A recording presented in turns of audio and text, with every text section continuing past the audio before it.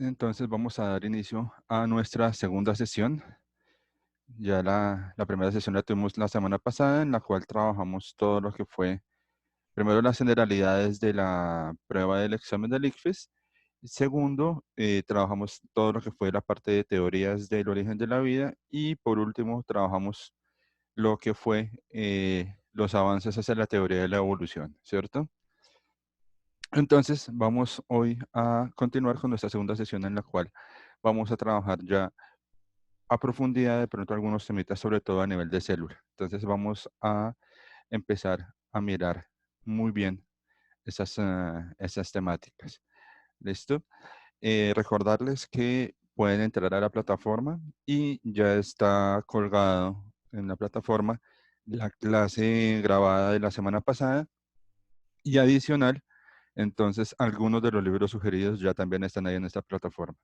También pueden encontrar algunos bancos de preguntas para que lo revisen y el link para que hagan ustedes el simulacro virtual del examen del ICFES directamente con el ICFES. No los va a redireccionar a ninguna otra página ni ningún otro prefix ni nada de eso. No, es el simulacro virtual oficial del ICFES para que ustedes lo vayan haciendo, lo pueden hacer cuantas veces quieran y vayan afianzando esos conocimientos a nivel de lo que es el examen y cómo enfrentarse a él. ¿Listo? Eh, ¿Alguna pregunta, alguna duda frente a la temática de la semana pasada?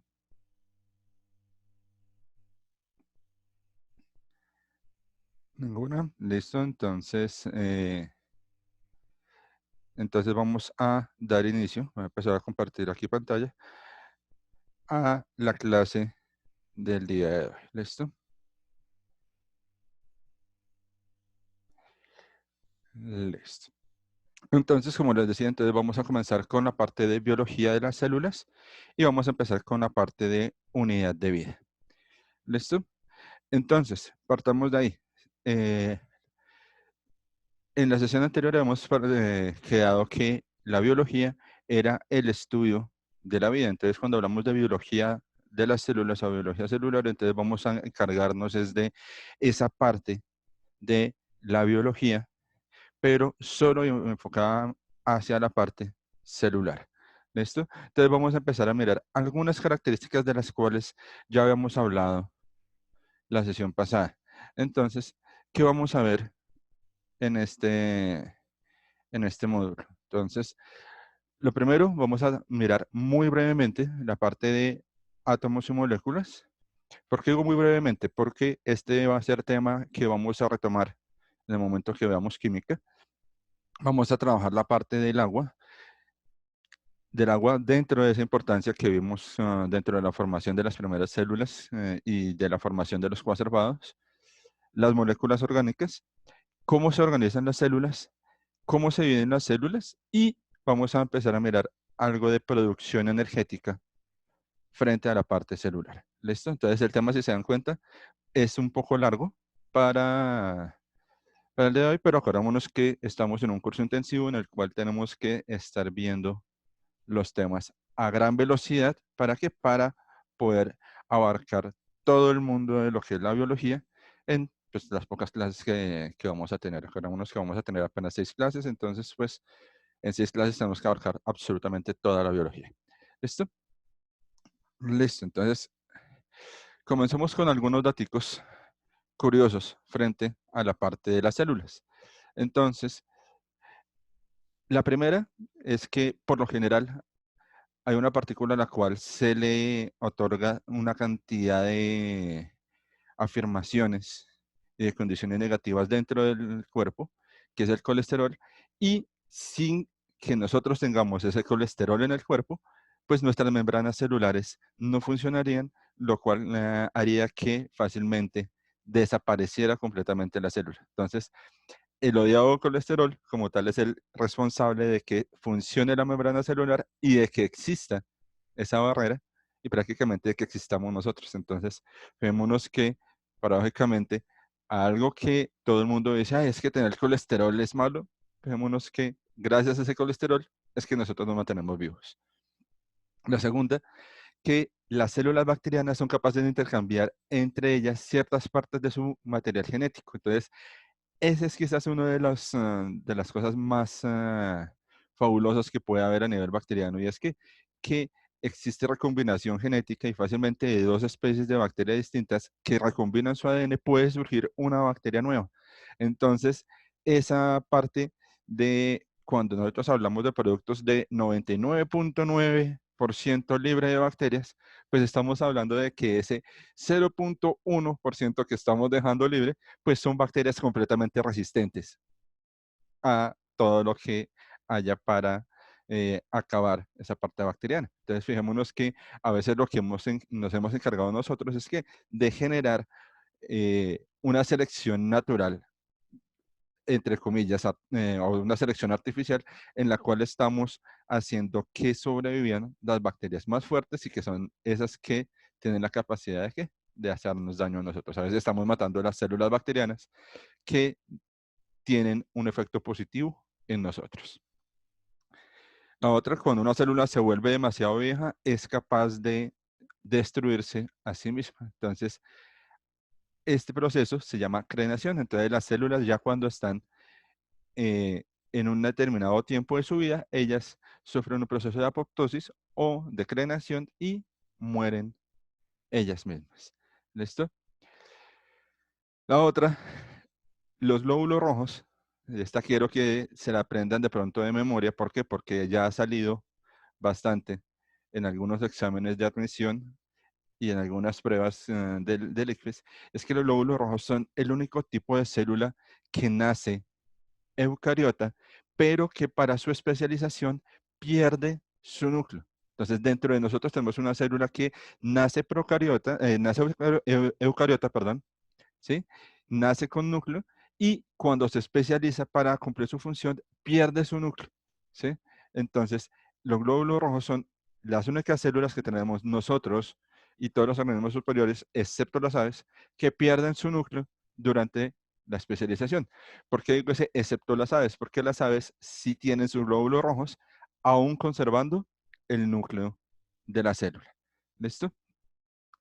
Y por último, la parte de las mitocondrias. Entonces, todas nuestras mitocondrias son iguales a las de nuestras madres, y las de nuestras madres a las de sus madres. Entonces, tenemos que en las mitocondrias es en el único organelo en el cual vamos a tener recuerdo y vamos a tener material genético exclusivo hereditariamente de las madres.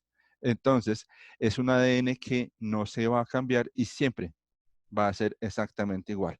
¿En qué momento se pierde? Pues es que, como lo digo, en las mitocondrias se traspasa es el material genético de las madres. Entonces, es un ADN que se va a heredar solo por vía materna. Por vía paterna, pues simplemente es lo que es ADN nuclear, pero el mitocondrial siempre va a tener información, es materna.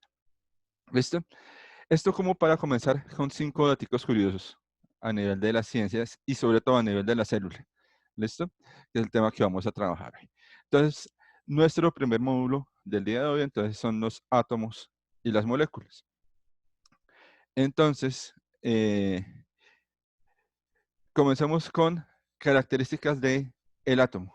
Entonces, ¿quién me dice por lo menos una característica del átomo?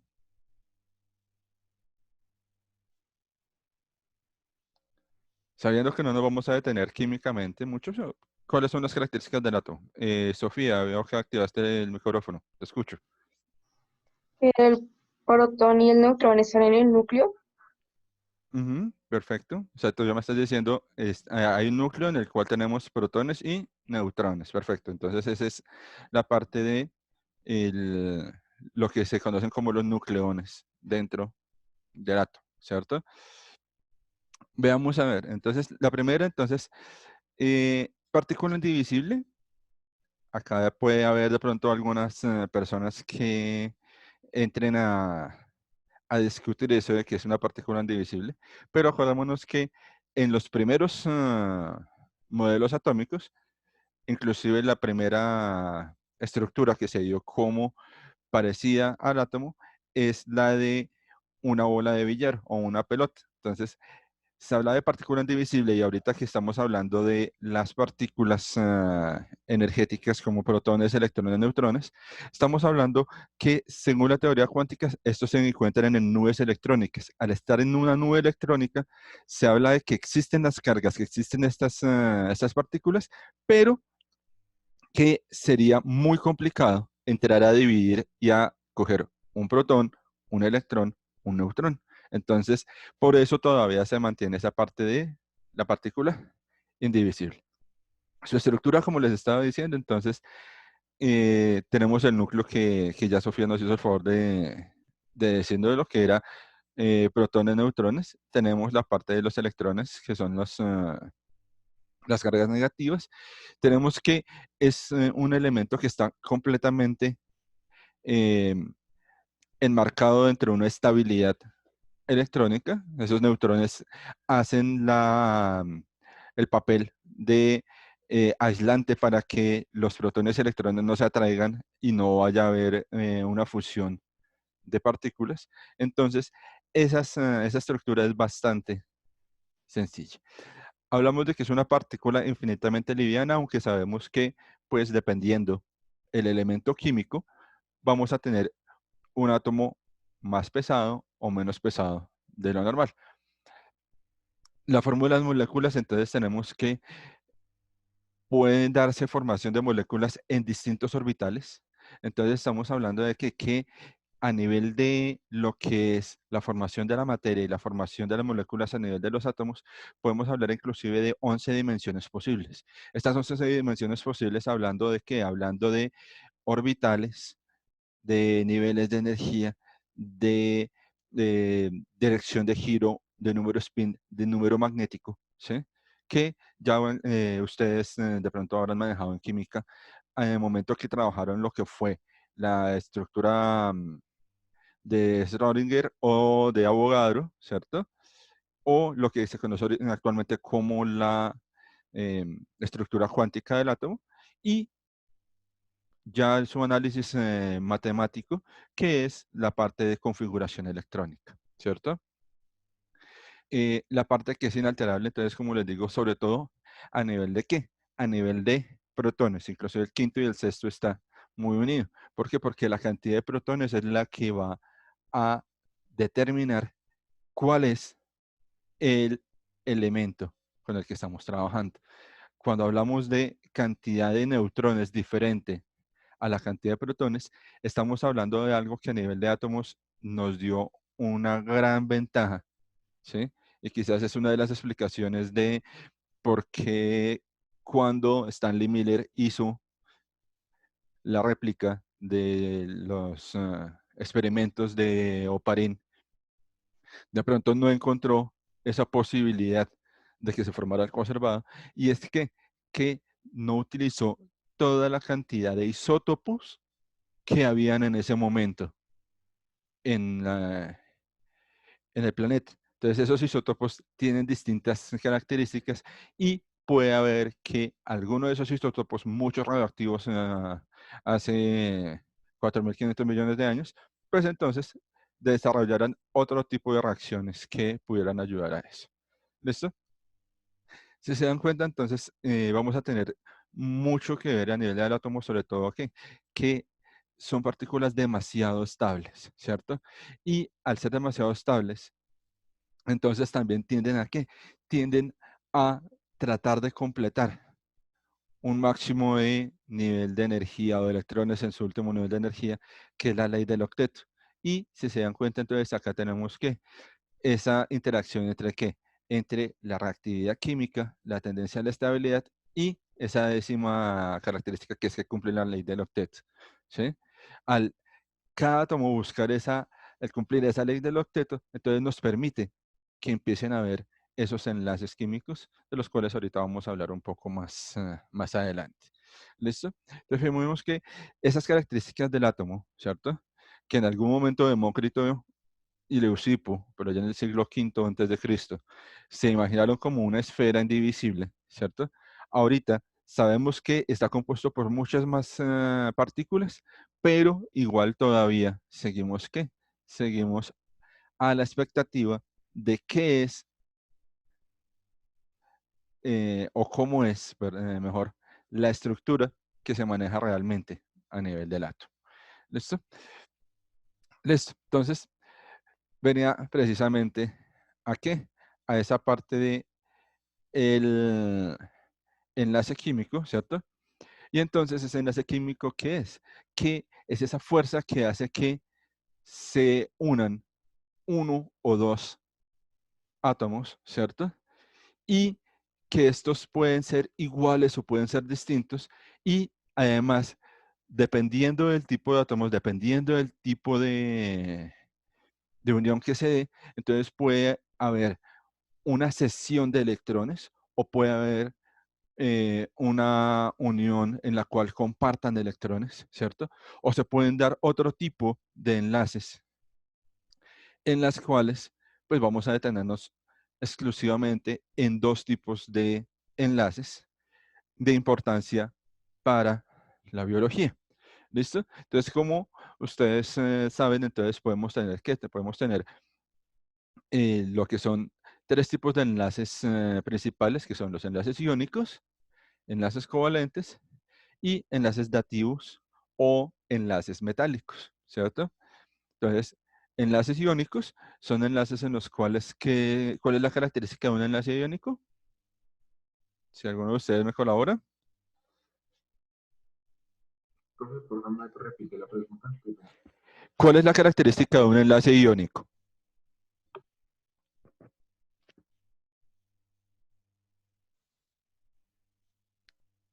O sea, vamos a acordarnos de esa partecita de enlaces así rapidito. ¿Cuál es la diferencia entre un enlace iónico y un enlace covalente? Y si no estoy mal, que todos los iónicos comparten un enlaces positivos y los covalentes no. Ok, perfecto. Entonces, primera característica. En los enlaces iónicos vamos a tener la presencia de cationes y aniones, ¿cierto? Y entonces va a haber ¿qué? Va a haber la cesión o la pérdida de electrones por parte de uno de los dos elementos. En la parte de los enlaces covalentes no se pierden ni se ganan electrones, sino que se comparten. ¿Listo? Y vamos a mirar entonces cuáles son esos tipos de enlaces importantes a nivel biológico que vamos a trabajar. Entonces, el primero, las fuerzas de Van der Waals. Entonces, ¿por qué son importantes estas? Porque estas son fuerzas que se van a dar, sobre todo entre qué? Entre oxígenos, nitrógenos o oxígenos, azufre o inclusive hidrógenos, oxígenos, ¿sí? Y van a servir para qué? Van a servir para darle una estabilidad a la partícula, ¿cierto? Sin llegar a darse un enlace, es como esa fuerza magnética de atracción que se da cuando uno tiene como dos imanes al lado y lado, ¿cierto? Ustedes ven como que se atraen, pero en ningún momento llegan a pegarse ni a unirse, ¿cierto? Esa fuerza hace que se le dé estabilidad. ¿En dónde se nos dan estas fuerzas de Van der Waals? Por lo general, se nos dan en formaciones de proteínas, ¿cierto? Y estas formaciones de proteínas y estos enlaces a nivel de fuerzas de Van der Waals son los que van a permitir que esa proteína tome algunas características, entonces que vaya a tomar una determinada forma según cómo se presenten esas fuerzas. Entonces, primer tipo de enlace importante para la biología, las fuerzas de Van der Waals. El segundo, los puentes de hidrógeno. Entonces, acá, estos puentes de hidrógeno, entonces, son puentes que sean solo y exclusivamente entre oxígenos e hidrógenos, ¿cierto? Pero estas fuerzas, estas interacciones entre oxígenos e hidrógenos se pueden dar entre, primero, las partículas del agua. Entonces, esa es una de las características del agua, que sean esos puentes de hidrógeno que hace que la partícula o que la molécula sea mucho más unida. Y la otra es que se pueden dar entre enlaces en los cuales tenemos hidrógeno y oxígeno, pero presentes en ácidos carboxílicos y en uniones de aminos o uniones con nitrógeno, ¿sí? Entonces vamos a tener estos puentes de hidrógeno muy presentes en dónde, en lo que es también la parte de proteínas y en la parte del ADN. ¿Listo? Entonces, son otro tipo de, de enlaces que son muy importantes en la biología. ¿Listo? ¿Sí han escuchado de estos dos tipos de enlaces? No, señor. ¿No? Bueno, entonces, interesante para que de pronto en sus clases de química, entonces les pidan a sus profesores, pues que de pronto les expliquen un poquito de esta parte de enlaces de tipo fuerzas de Van der Waals, tipo enlaces de tipo puente de hidrógeno, porque son de los principales, sobre todo a nivel de trabajo con biología. Listo, entonces vamos a tener que elementos importantes para la biología o de importancia biológica, vamos a tener el famoso CHOMPS. ¿Qué quiere decir esto? Pues vamos a tener los elementos básicos para que se generen todas las interacciones y todas las biomoléculas esenciales para la vida. Entonces tenemos que los importantes, digamos, acá inclusive hay algunos que solo mencionan a 5 de los 6 que yo les estoy mencionando, que son ¿qué? Que son carbono, hidrógeno, oxígeno, nitrógeno, fósforo y el azufre. A veces no lo mencionan mucho, pero ese azufre también tiene que ver mucho en un tipo de enlace que son los puentes disulfuro. Y esos puentes disulfuro entonces se ven inclusive presentes en donde vamos a poner un ejemplo así muy cotidiano. Ese puente disulfuro se ve en la proteína del cabello y cuando hay demasiados puentes disulfuro, entonces ¿qué vamos a tener? Vamos a tener que el cabello se va a encrespar. Entonces, las personas que tienen el cabello crespo es porque tienen exceso de puentes de sulfuro en la proteína que forma el cabello. Entonces, veamos que algo tan sencillo como de pronto la forma del cabello y ya tiene que ver con la parte de estos elementos y estos tipos de enlaces que les estoy mencionando que se pueden dar. ¿Listo? Debo esperar que tengamos claro que siempre que nos digan elementos químicos esenciales o básicos para la vida, acuérdense ustedes de esta sigla, CHOMPS, y que es carbono, hidrógeno, oxígeno, nitrógeno, fósforo y azufre. ¿Listo? Listo. Seguimos con nuestra segunda molécula, nuestra siguiente molécula, y es el agua. Entonces, ¿qué me pueden decir sobre el agua ustedes? Que no sea que es incolora, insabora, inolora, que sería la respuesta de tercero de primaria. El ser humano está compuesto 70% de ello. Perfecto. No solo el ser humano, podríamos hablar que eh, en, en general todos los seres vivos están compuestos prácticamente un 70% de agua. ¿Listo? ¿Listo? Entonces, y si estamos compuestos 70% de agua, ¿por qué no somos maleables o flexibles como otro tipo de organismos, por ejemplo? Es una pregunta que me surgiría a mí así de repente. Entonces, digamos, si yo soy 70% de agua, ¿por qué no puedo doblarme y pasar por debajo de una puerta? Porque Bueno, pues, el ser humano solo, no solo tiene agua, sino pues tiene músculos, huesos. Y, Ah, pues ok, las o sea, moléculas del agua no se esparcen del mismo modo que que como en los cuerpos, en los diferentes cuerpos celestes. perfecto. O sea, ese 30% que no es agua, ¿cierto? Que es nuestra parte sólida, pues es la que nos va a dar la rigidez, nos va a dar la estructura y no nos va a permitir que seamos así de maleables. Perfecto. Listo. Entonces vamos a ver características del agua. Entonces, facilitas, entonces, fijémonos en algo y es que paradójicamente siempre se piensa que la molécula del agua es el oxígeno en la mitad y los dos hidrógenos a los lados. La partícula del agua no es lineal, sino que ella tiene una estructura en la cual el ángulo en el cual se encuentran los dos hidrógenos con relación al oxígeno es de 104,5 grados. Esto le da una característica a la partícula del agua y es que puede estarse moviendo esos hidrógenos en 4 dimensiones posibles. Entonces podemos estar hablando que esos hidrógenos se pueden estar moviendo en un eje Y, en un eje X, en un eje Z y en un eje W. Entonces, al poder moverse en cada una de esas 4 direcciones, entonces podemos estar hablando de una partícula completamente móvil, ¿sí? Y que tiene una característica y es que es completamente polar. ¿Por qué? Porque vamos a tener el oxígeno completamente cargado electronegativamente, ¿cierto? Y el oxígeno prácticamente es esa parte que va a funcionar como cation dentro, perdón, el hidrógeno va a actuar como cation dentro de esa molécula. Y fijémonos entonces qué va a pasar. Que estos hidrógenos van a tratar de ¿qué? De hacer esos enlaces con otras partículas de oxígeno. Cuando un oxígeno, una molécula de agua, empieza a atraer, ¿sí?, a los hidrógenos de otra, entonces es cuando ustedes acá, no sé si están viendo mi cursor. ¿Sí lo están viendo o no lo están viendo? Sí, señor.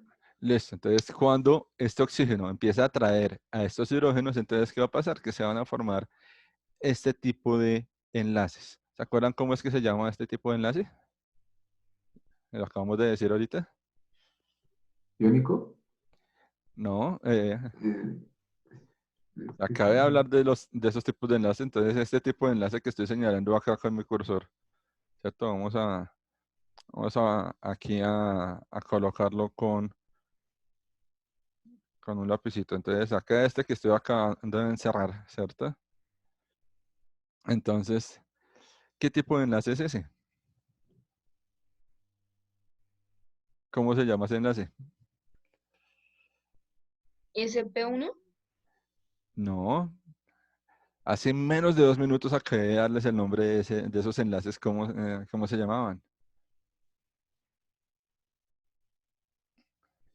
Entonces, ¿se acuerdan que estábamos hablando de los enlaces tipos puente de hidrógeno? Entonces, entre una molécula de agua y otra molécula de agua, cuando este oxígeno trata de llevarse el hidrógeno de otra partícula de oxígeno, se forma este tipo de enlace que son los puentes de hidrógeno. Eso es lo que le va a dar al agua esa característica de que sus moléculas se encuentren muy relacionadas entre sí. ¿Listo? Listo. Entonces, esa es una de las características del agua. Pero entonces vamos a mirar que el agua tiene otras características y es que es la única molécula, ¿sí?, que nosotros podemos conocer que se encuentra en todos los distintos estados en el mismo sitio. Entonces yo puedo tener en este momento acá en esta habitación agua en el estado líquido, ¿cierto? Puedo tener agua en estado sólido, puedo tener agua en estado gaseoso y está coexistiendo exactamente a la misma temperatura, a la misma presión, a las mismas condiciones atmosféricas en sus distintos estados de la materia. Con otro tipo de moléculas no se presenta fácilmente eso. O sea, a una determinada condición o está sólido, o está líquido, o está gaseoso. Pero no existe otra partícula diferente al agua que tenga esa cualidad, que pueda estar en todos los estados de la materia en el mismo sitio a las mismas condiciones. ¿Listo? Entonces, vamos a continuar. Entonces vamos acá con una de esas preguntitas que a mí me gusta ponerlos a pensar, ¿cierto? Entonces acá sí quisiera escucharlos. Entonces la pregunta es sencilla: ¿por qué el agua moja? Es más, nosotros comúnmente, entonces, si queremos hacerle mofa o burla a una persona, como se le dice, ay, no, pues descubrió que el agua moja. Listo, la pregunta es, ¿por qué el agua moja? Entonces, ahora sí quisiera que ustedes me contesten por qué el agua moja. Profe, porque existe, o sea, hay dos fuerzas, el agua, como que el cuerpo, o sea, digamos que el agua moja porque tiene como una atracción hacia el otro elemento, o algo así. Ok, vamos bien, vamos bien, vamos bien. O sea, la respuesta está bien, tiene que ver con eso que me acabas de decir. ¿Alguien más que complemente la idea del compañero? A ver si entre Por todos las, construimos una... Ana María, ¿te escucho? por las partículas, no sé. Por las partículas y qué característica de las partículas, Ana María. No sé, profe, pero algo que tienen las partículas que hace que se moje todo. Perfecto. Listo, Ana María, acuérdate que están prohibidas esas dos palabritas que acabas de decir ahorita, ¿no? Ese no sé, fíjate que sí sabías. Entonces, ojo con ese no sé los limita, ese no sé a veces los cohíbe de ser creativos, de decir las cosas y pueden estar diciendo cosas interesantes. ¿Listo? Entonces, tratemos de quitarnos ese no sé de la cabeza. ¿Listo? Listo. ¿Alguien más? Como está diciendo mi compañero, pues las partículas que hay hacen, como las partículas generalmente están en el aire, pues al tener tantos oxígenos, hace que los oxígenos del agua y los oxígenos del aire se compongan y pues tengan una conexión, como tú dices, como un puente y sea un tipo de enlace para que uno se pueda mojar. Listo, perfecto. Fíjate que ya estamos uniendo lo que ustedes estaban hablando en conocimiento común, ¿cierto? Y ya lo estamos pasando a lo que estamos trabajando. Ya me estás hablando de puentes, entonces eso es interesante que ya empecemos a hablar en esos términos. Entonces, sí, fijémonos que lo primero es que sí hay dos fuerzas, hay una fuerza de cohesión, ¿cierto? Entonces esas son las que mantienen unidas a las partículas del agua. Entonces son esos puentes de hidrógeno que se empiezan a dar, ¿cierto? Y adicional, entonces vamos a tener esa fuerza de adherencia. Y esa fuerza de adherencia, entonces se presenta ¿en qué momento? Cuando las partículas de agua empiezan a reaccionar ¿con qué? Con la superficie de otro elemento, ¿sí? ¿Qué pasa con nosotros? Que nosotros tenemos en nuestra piel una capa grasa, ¿cierto?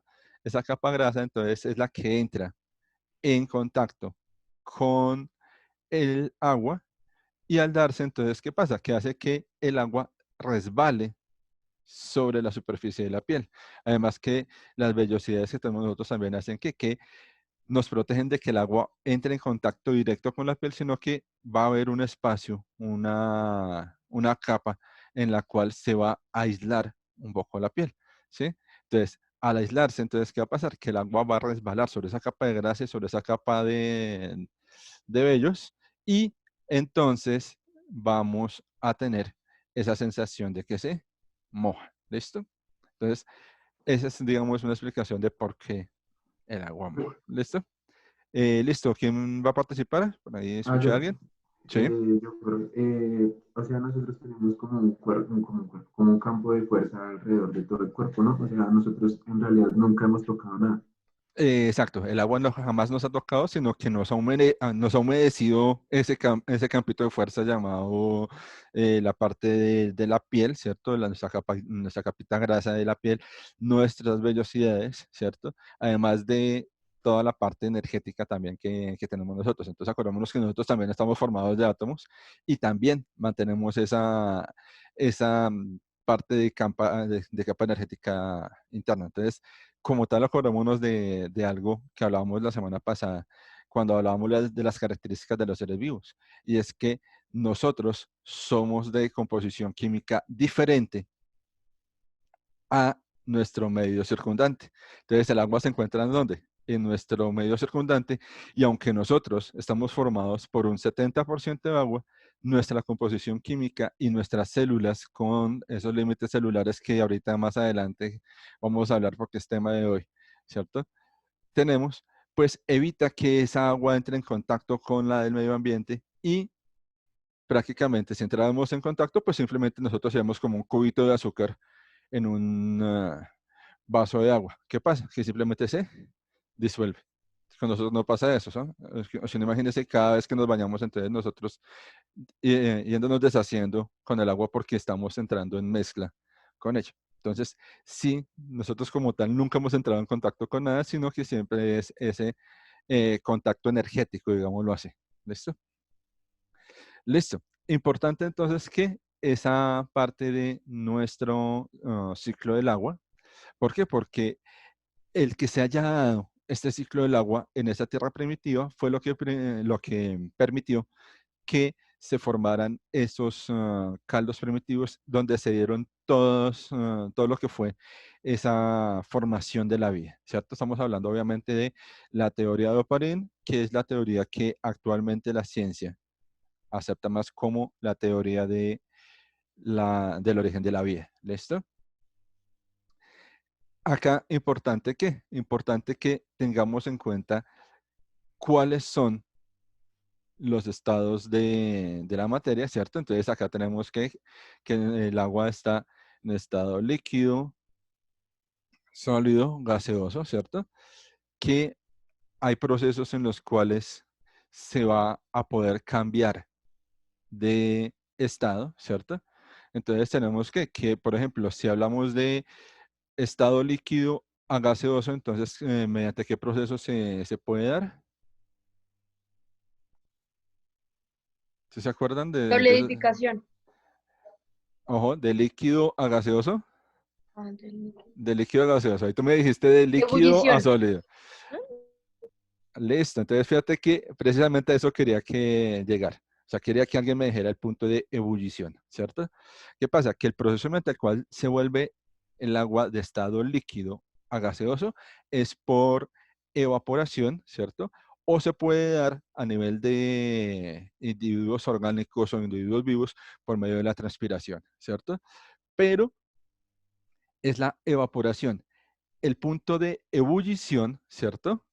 O la ebullición, que es la que tú me mencionas, es ese estado intermedio en el cual está coexistiendo el estado líquido y el estado gaseoso y está llegando a esa temperatura máxima. ¿Para qué? Para que el agua deje de estar en el estado líquido, que sus partículas estén muy unidas a que estén más separadas. ¿Listo? Entonces, el punto de ebullición es ese punto intermedio, ¿sí? De estado líquido a estado sólido, entonces, como ahorita Ana María me lo dijo, entonces es solidificación, ¿cierto? Pero ese punto intermedio es el punto de congelamiento, ¿cierto? Entonces, fijémonos que hay esos puntos intermedios, ¿cierto? Y interesante que ustedes ojalá tengan muy presente esto, que es la evaporación, que es la condensación, que es la precipitación, que es la sublimación, ¿cierto? Que es una sublimación inversa, ¿sí? ¿Por qué? Porque esos cambios de estado sí pueden llegar a dar preguntas a nivel del examen, ¿sí? Entonces, por ejemplo, cuando les digan a ustedes, no, es que va de estado sólido a estado gaseoso de una vez. Entonces es sublimación, pero va de estado gaseoso a sólido de una vez. Entonces ahí tenemos que es una sublimación inversa. ¿Listo?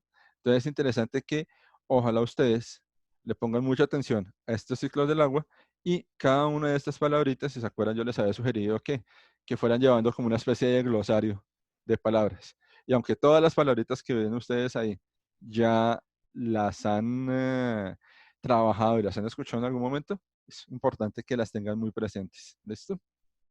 ¿Listo? Entonces, el agua, importantísima, no solo porque nosotros seamos 70% del agua, sino porque ese ciclo del agua fue lo que permitió que existiera la vida. ¿Listo? Listo. Entonces, hasta aquí hemos trabajado, ¿qué? Simplemente las cosas por separado. Hemos trabajado, ¿qué? El agua por un lado, hemos trabajado lo que es átomos por otro lado, hemos trabajado los enlaces. Pero ahora vamos a darnos cuenta que si se acuerdan, cuando hablamos de coacervados, estábamos hablando que se formaron partículas orgánicas primitivas, ¿cierto? Entonces vamos a ver cuáles fueron esas partículas orgánicas, esas moléculas orgánicas que se generaron y que en este momento sabemos que son esenciales para la vida y que tienen una función determinada. ¿Listo? Entonces, vamos a comenzar con algunas. Entonces, comencemos con el coco de muchas personas, ¿cierto? Los carbohidratos. Entonces, ¿alguno de ustedes me puede decir qué es un carbohidrato? Porque ahorita que estamos en la era del fit, ¿cierto? Entonces, lo primero que muchos dicen, inclusive si ustedes miran por YouTube, dietas bajas en carbohidratos, pero ¿qué es un carbohidrato? Entonces, ¿qué es un carbohidrato para ustedes? Contiene carbono, hidrógeno y oxígeno. Perfecto. Y bueno, eso es como una característica, y eso está como más que todo en los granos y en las frutas, ¿no? Ok, listo. Que me cae bien. Juan me da la respuesta muy a lo químico. Entonces es un carbono, como su nombre lo es un carbono hidratado, o sea, es un carbono con hidrógeno y oxígeno, o sea, es un carbono con agua. ¿Listo? Lo encontramos, sí, pues, principalmente en frutas, en cereales, en granos, bueno, pero vamos a darnos cuenta de que se encuentra en muchas más partes. ¿Alguien más que me quiera decir que es un carbohidrato? Porque como les digo, eso es lo principal que le dicen a uno, dieta baja en carbohidratos. Entonces, la primera pregunta que uno debería hacer es, ¿y qué es un carbohidrato? ¿Cierto? Entonces, los carbohidratos son los azúcares. ¿Listo? Y vamos a darnos cuenta que los azúcares están divididos en 3 tipos de azúcar. Entonces, el primero, entonces vamos a hablar de monosacáridos. Entonces, ustedes están viendo acá en la parte inferior de sus pantallas, ¿cierto? 2 ejemplos, la glucosa y la fructosa. Característica, son azúcares de un solo anillo, ¿sí? Estos anillos se pueden dar de 3 carbonos, de 4 carbonos, de 5 carbonos o de 6 carbonos. Entonces, dependiendo la cantidad de azúcares, podemos tener triosas, tetrosas, pentosas o hexosas. ¿Listo? En este caso que les estoy dando esas 2 estructuras, entonces tenemos ¿qué? Tenemos una hexosa y tenemos una pentosa. ¿Listo? Pero entonces vamos a mirar algunos ejemplos de estos carbohidratos, de estos monosacáridos. Entonces el primer ejemplo, entonces tenemos quizás la más conocida, ¿cierto? La glucosa. ¿Se acuerdan de cuál es la fórmula química de la glucosa? No, profe. ¿No? Sí me acuerdo. Listo, la fórmula química de la glucosa, C6H12O6. ¿Listo? Acuérdense muy bien de esa fórmula. ¿Por qué? Porque es de las fórmulas químicas que siempre preguntan en el examen, ¿sí? Y no solo lo van a ver ustedes acá, como que la pregunta sea, ¿cuál es el nombre de esta partícula química? C6H12O6. Y que ustedes tengan que contestar glucosa, sino que la van a ver mucho en reacciones de respiración o en reacciones de fotosíntesis. ¿Listo? Entonces la glucosa es quizás de los azúcares más importantes, ¿sí? En estado libre lo encontramos comúnmente en lo que es las frutas, pero quizás en su estado más puro lo encontramos en la miel de abejas. ¿Listo? Y en la miel de abejas, sobre todo en esa que es preparada y generada exclusivamente para las abejas reinas, que es lo que le llaman comúnmente la jalea real. Entonces, eso es prácticamente glucosa pura. ¿Listo? También se genera a nivel de laboratorio, entonces de pronto algunos de ustedes le han hecho un examen que se llama glicemia pre y post. Entonces puede haber el momento en el cual, en lugar de mandarlos a desayunar bien, con algo bien dulce, entonces sacan y les dan un frasquito más o menos así de grande, de un líquido gelatinoso como azul, que es supremamente dulce, o sea, de lo dulce ya es muy hostigante. Entonces esa es glucosa generada en laboratorio. ¿Listo? Veamos otros ejemplos. La ribosa es un azúcar de 5 carbonos, ¿sí? Importante, ¿por qué? ¿Por qué? Porque la ribosa va a estar como parte estructural del ARN, ¿cierto? Y adicional, entonces, el ATP, que es nuestra partícula energética, que también la vamos a trabajar el día de hoy, también tiene una formación a nivel de ribosa, ¿listo? La semana pasada habíamos hablado que había sido primero el ARN o el ADN. Entonces, el ARN fue primero, ¿por qué? Por esa característica de la ribosa. ¿Listo? ¿Por qué? Porque en el momento en el que pierde un átomo de oxígeno esa ribosa, se forma otro azúcar que es la desoxirribosa. ¿Sí? Y esa desoxirribosa, entonces, ¿qué es lo que viene a formar? Entonces, es esa partícula esencial, ¿cierto? Estructural de los nucleótidos y de nuestro ADN. Entonces, fijémonos, esos dos tipos de azúcares bastante conocidos. La fructosa, pues es esa azúcar que ustedes ya lo están conociendo constantemente. ¿Por qué? Porque ahora es endulzado con fructosa. Pues no, no es endulzado con fructosa, es que la fructosa viene dentro de todas las frutas normalmente. ¿Listo? Y esta fructosa, entonces, ¿qué pasa? Que si hay enzimas, sobre todo isoméricas, entonces, ¿qué pasa? Que estas enzimas pueden transformar la fructosa en glucosa o la glucosa en fructosa fácilmente y el cuerpo lo va a hacer normalmente. Cuando hablo del cuerpo, no hablo simplemente del cuerpo humano, sino que también estaba hablando de las plantas, estoy hablando de todos los organismos en general. ¿Listo? Los gliceraldehídos, entonces, aquí vamos a tener, ¿qué? Vamos a tener, por ejemplo, azúcares esenciales en la glucólisis y en todo lo que va a ser ese proceso de respiración celular, ¿cierto? Y ese proceso de respiración celular, entonces acordémonos que se va a dar por glucólisis, ciclo de Krebs, cadena de transporte de electrones, y si hablamos ya de plantas, entonces tenemos lo que es la parte de fotorrespiración en la cual vamos a incluir los fotosistemas, ¿listo? Entonces, acá simplemente los dejo mencionados. ¿Por qué? Porque ya sobre el final de la clase, entonces vamos a estar hablando de esa producción energética y vamos a estar hablando de esos procesos metabólicos bastante claros. ¿Listo?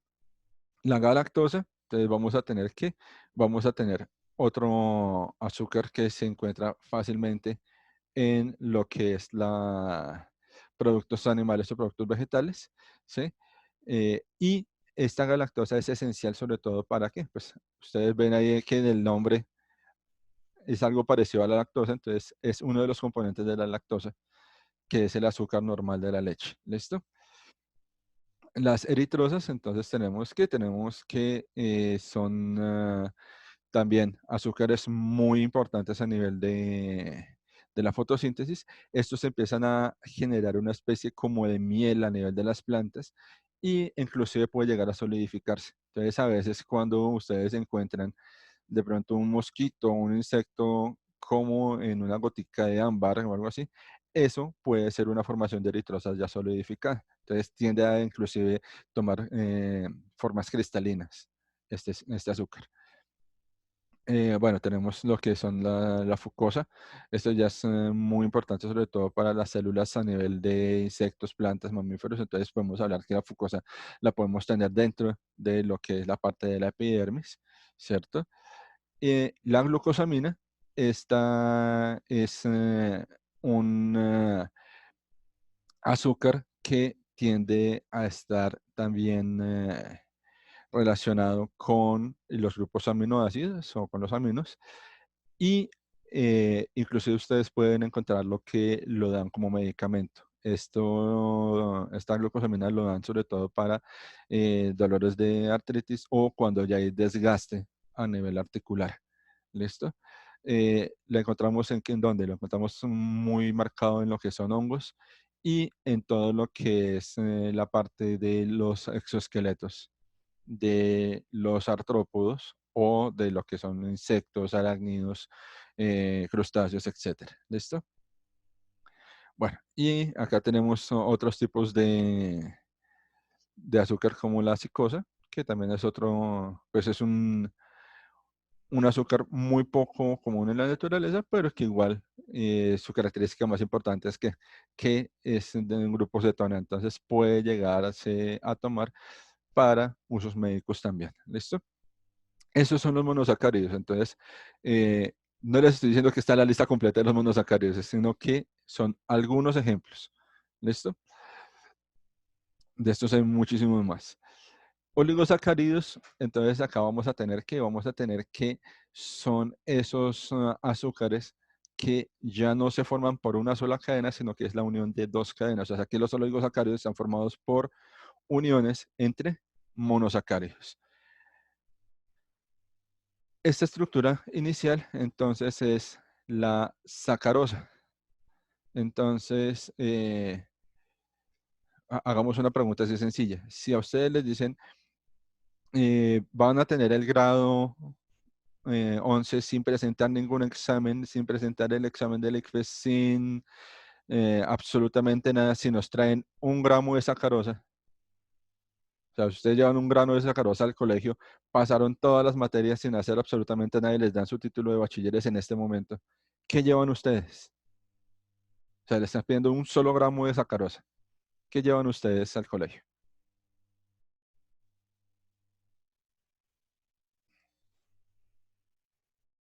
¿Será que es muy difícil encontrar sacarosa y llevar 1 solo gramo de sacarosa? O completamente corchados con qué es la sacarosa. Pues yo busqué por Google y me parece que la sacarosa está en algunas frutas, Ok, pero ¿cómo? Una palabra que desdeñables, no sé qué es desdeñables. ok. Profe, pues Ajá, yo encontré que está en la caña de azúcar. perfecto, entonces fijémonos algo básico, ¿sí? La sacarosa es el azúcar normal de cocina, la que nosotros tenemos ahí en la mesa o lo tenemos ahí en la cocina. Es el azúcar normalito. ¿Listo? Y como les digo, es un azúcar muy común. La mayoría de frutas ya tienen sacarosa interna. Entonces, fijémonos que ya tenemos un azúcar marcado, ¿cierto? Ya tenemos que las, ah, que las frutas tenían la glucosa, que ya nos había dicho, y tenía fructosa, ¿cierto? Pero fíjense que esta unión que tenemos acá de la sacarosa es una unión entre una glucosa y una fructosa. Entonces, esta glucosa y esa fructosa se unen y me van a formar un oligosacárido que va a ser la sacarosa. ¿Listo? Entonces vamos a tener un azúcar, podríamos decirlo en este término, un azúcar secundario formado por 2 cadenas de azúcar o por 2 anillos de azúcar. ¿Listo? La lactosa. Entonces, vamos a dónde? Vamos a lo que es el azúcar de la leche, ¿cierto? Y pues quizás de gran importancia a nivel industrial por la cantidad de tratamientos y de funciones que puede tener a nivel de transformación de la leche en quesos, en yogur, en kumis, bueno, etcétera. ¿Listo? Paradójicamente, cuando hablamos que hay gente intolerante a la lactosa, estamos hablando que esa es la lactosa que está siendo trabajada químicamente en la leche que nos llega acá, digamos así, a la ciudad. ¿Por qué? Porque por lo general, si una persona que es intolerante a la lactosa consume la leche pura, ¿sí? O sea, prácticamente recién ordeñada, no va a tener ningún efecto la lactosa en esa persona. ¿Por qué? Porque lastimosamente estamos hablando de esa lactosa transformada químicamente en las empresas, la que está haciendo esa intolerancia, no la lactosa pura de la leche. ¿Listo? La maltosa, entonces, bueno, creo que varios han probado el sabor de la maltosa. El sabor de la maltosa es un poco entre amargo y dulce, quizás lo más cercano, entonces es la malta, ¿sí? No vamos a mencionar ningún tipo de malta, sino el sabor de la malta, es como tal esa maltosa, es casi que maltosa pura. Y cuando esta maltosa, ¿sí? Empieza a dar eh, un proceso de fermentación alcohólica o empieza a sufrir otros procesos de transformación, entonces es el esencial insumo. ¿Para qué? Para productos como la cerveza y otros tipos de licores a base de esta maltosa. Entonces, esta maltosa, ¿dónde la podemos encontrar? Sobre todo en dónde? En la cebada, en el lúpulo, en la lechuga, tenemos la maltosa, en el repollo. Entonces, ahí tenemos lo que son algunos de esas partes donde podemos encontrar la maltosa. ¿Listo? La celuliosa, entonces tenemos que es una degradación como tal de la celulosa, pero lo podemos encontrar sobre todo en plantas. Bueno, aquí vamos a avanzar un poquito rápido, ¿cierto? ¿Para qué? Para simplemente mostrarles algunos de esos azúcares sencillos, ¿cierto? A nivel de oligosacáridos. Característica de esto, acordamos entonces, 2 cadenas de azúcar formando el oligosacárido. Y el tercero, entonces ya son los polisacáridos. Entonces, si se dan cuenta ustedes ya acá, esa estructura química es un poquito más compleja, ¿cierto? Entonces acá tenemos que ya es la unión de muchos anillos de azúcares, ¿cierto? Esta estructura es la de la celulosa, ¿listo? Entonces, vamos a comenzar con esta primera partecita, ¿cierto? Por este primer polisacárido, sobre todo porque por su importancia a nivel biológico. Y es que esta celulosa es la que va a empezar a formar uno de los primeros límites celulares, que es la pared celular. ¿Listo? Entonces, pared celular, ojo con esto porque es error típico, que muchos de ustedes coloquen que la pared celular se encuentra en organismos animales. Entonces, nosotros o las células animales no poseen pared celular. La pared celular es exclusiva de lo que es las plantas, los vegetales. ¿Listo? Esta celulosa, ya cuando se va acumulando demasiado a nivel de paredes celulares, inclusive pueden dar origen a todo lo que es el corcho, ¿sí? O cuando ya muere la planta, entonces es a lo que se considera la madera. ¿Por qué? Porque es la única parte de la célula que va a sobrevivir, ¿sí? Entonces, la célula como tal se muere, pero la pared celular se conserva y es lo que nosotros utilizamos como madera. ¿Listo? El almidón, entonces, también vamos a hablar que es el azúcar de reserva a nivel de las plantas. Entonces, el almidón principalmente, entonces, digamos, en dónde lo conseguimos. Entonces, digamos, a nivel de alimentación, entonces podemos tener la papa, la batata, el ñame, la yuca, la racacha, ¿sí? Por mencionar algunos de los alimentos que tienen almidón, ¿sí? Y es quizás de los que más comemos nosotros como seres humanos. El arroz, todo lo que sean cereales, también tienen una carga bastante alta de almidón. Entonces, acordémonos que es el almidón. El almidón es el azúcar de reserva de energía en las plantas. Entonces, cuando la planta ya tiene el suficiente azúcar, ¿cierto? Para todos los procesos metabólicos y ve que hay exceso de azúcar, entonces, ¿cómo lo va a almacenar? Lo almacena en forma de almidón para si hay en algún momento escasez de azúcar, sacar ese almidón, transformarlo en azúcares, ya sea así, disacáridos o monosacáridos, y empezar a utilizar ese azúcar para su alimentación. ¿Listo? El tercero, el glucógeno. Entonces, así como las plantas tienen ese azúcar de reserva en ellas, ¿cierto? Que es el almidón, nosotros tenemos el glucógeno. Y el glucógeno entonces es ese azúcar que vamos a tener alojado entre la parte de los músculos y la parte de la piel. ¿Listo? En algunos casos le hablan o hablan de la grasa buena a nivel del cuerpo. Entonces, ¿qué pasa? Pues que el glucógeno es muy parecido en su textura a la grasa. Entonces, el glucógeno sí se transforma o se elimina fácilmente mientras haciendo qué? Haciendo ejercicio, llevando el cuerpo a lo que es un déficit energético. Entonces, que uno consuma menos calorías de las que va a gastar o que se iguale. O sea, si yo consumo 1200 calorías, entonces que vaya yo a gastar las mismas 1200 o más. ¿Para qué? Para que ese glucógeno empiece a consumirse y empiece a bajar esa capa, ¿sí? Entonces, muchas veces nosotros podemos bajar a nivel de peso esas capas de glucógeno, pero no podemos bajar tan fácil esas capitas de grasa, que son las que van a quedar asociadas. ¿Listo? La quitina, entonces acá vamos a tener un azúcar que es estructural a nivel de qué? A nivel de hongos. a nivel de exoesqueletos de todo lo que son los artrópodos, o sea, lo que son insectos, lo que son arañas, lo que son crustáceos, ¿cierto?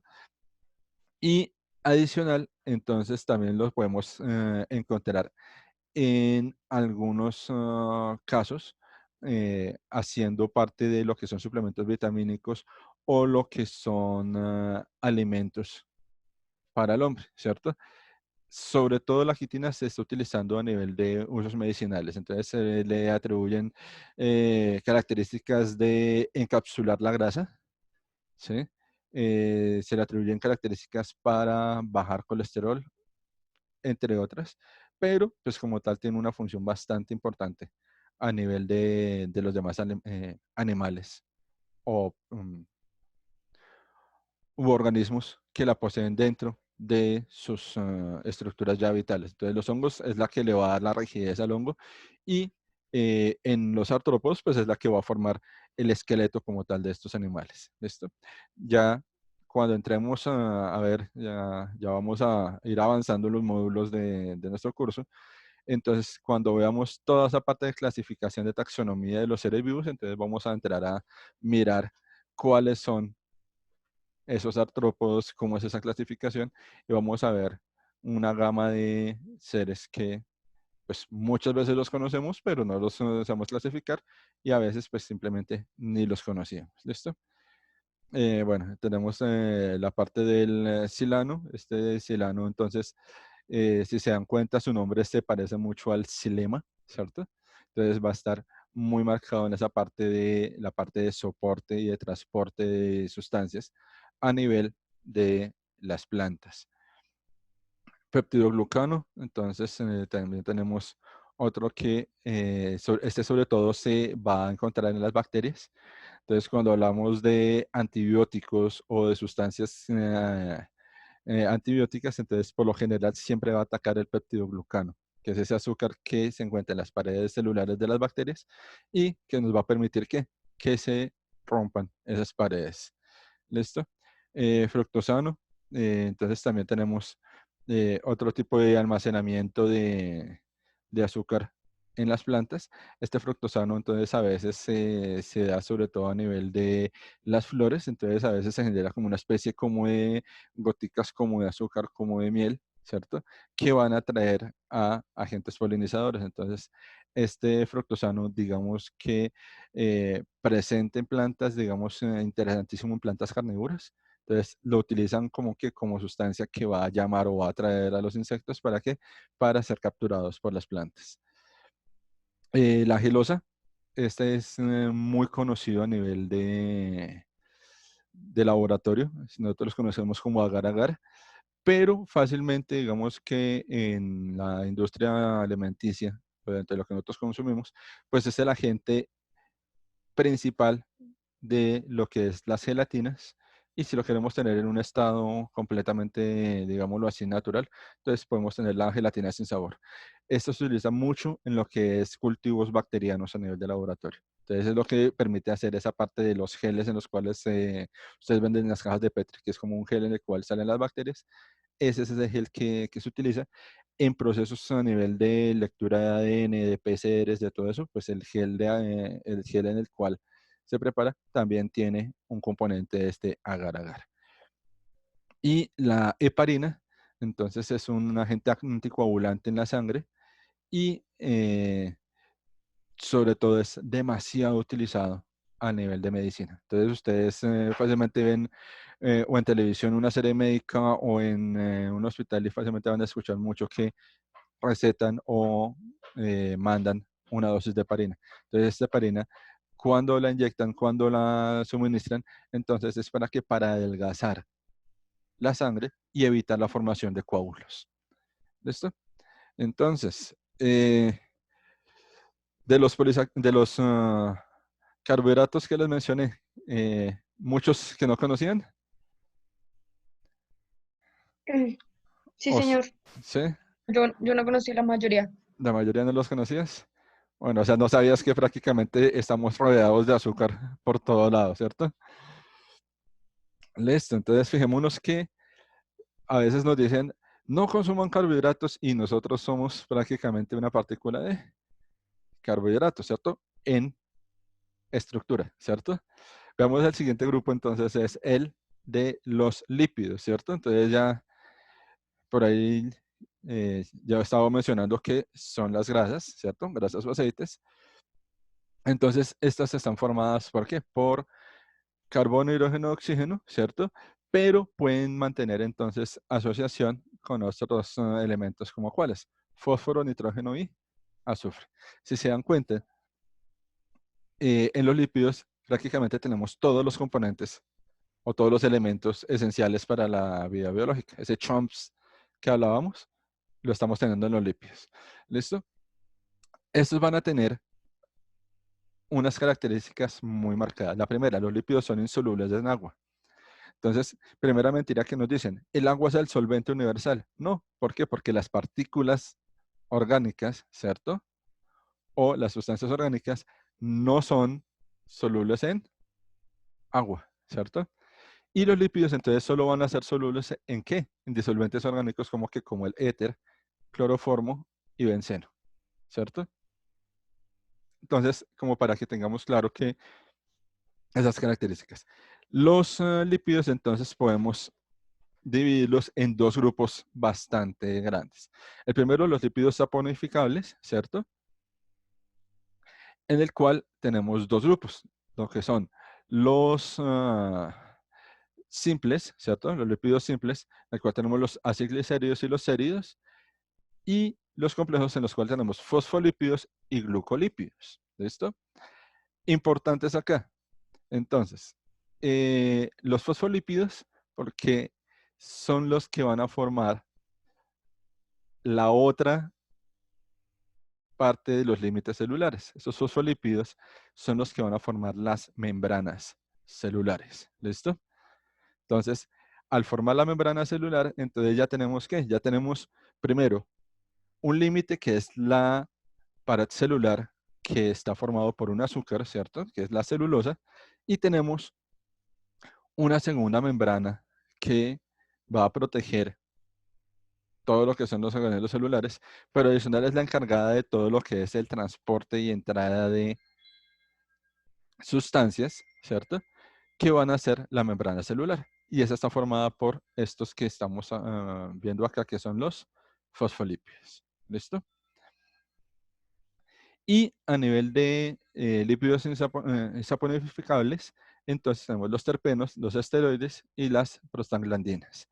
Los tres, si se dan cuenta, formando y teniendo una función a nivel metabólico, a nivel de los organismos. ¿Listo?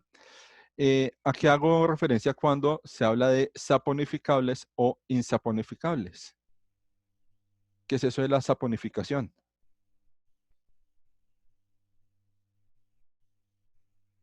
¿Sí han trabajado ese término de saponificación? Yo no. ¿No? Entonces, la saponificación, entonces hablamos de qué? De la capacidad de que nosotros podemos convertir esta parte de lípidos saponificables en jabón, ¿sí? O que puede generar una partícula grasa y que va a ser soluble o va a ser transformable por el agua. ¿Listo? Entonces, estos lípidos saponificables, ¿qué van a hacer? Que por lo general van a tener una parte que va a ser hidrofóbica y una parte que va a ser hidrofílica. ¿Qué quiere decir eso? La parte hidrofóbica va a ser esa parte que si entra en contacto con el agua se va a romper los enlaces, ¿cierto? O sea, no son insolubles, pero sí van a romper enlaces.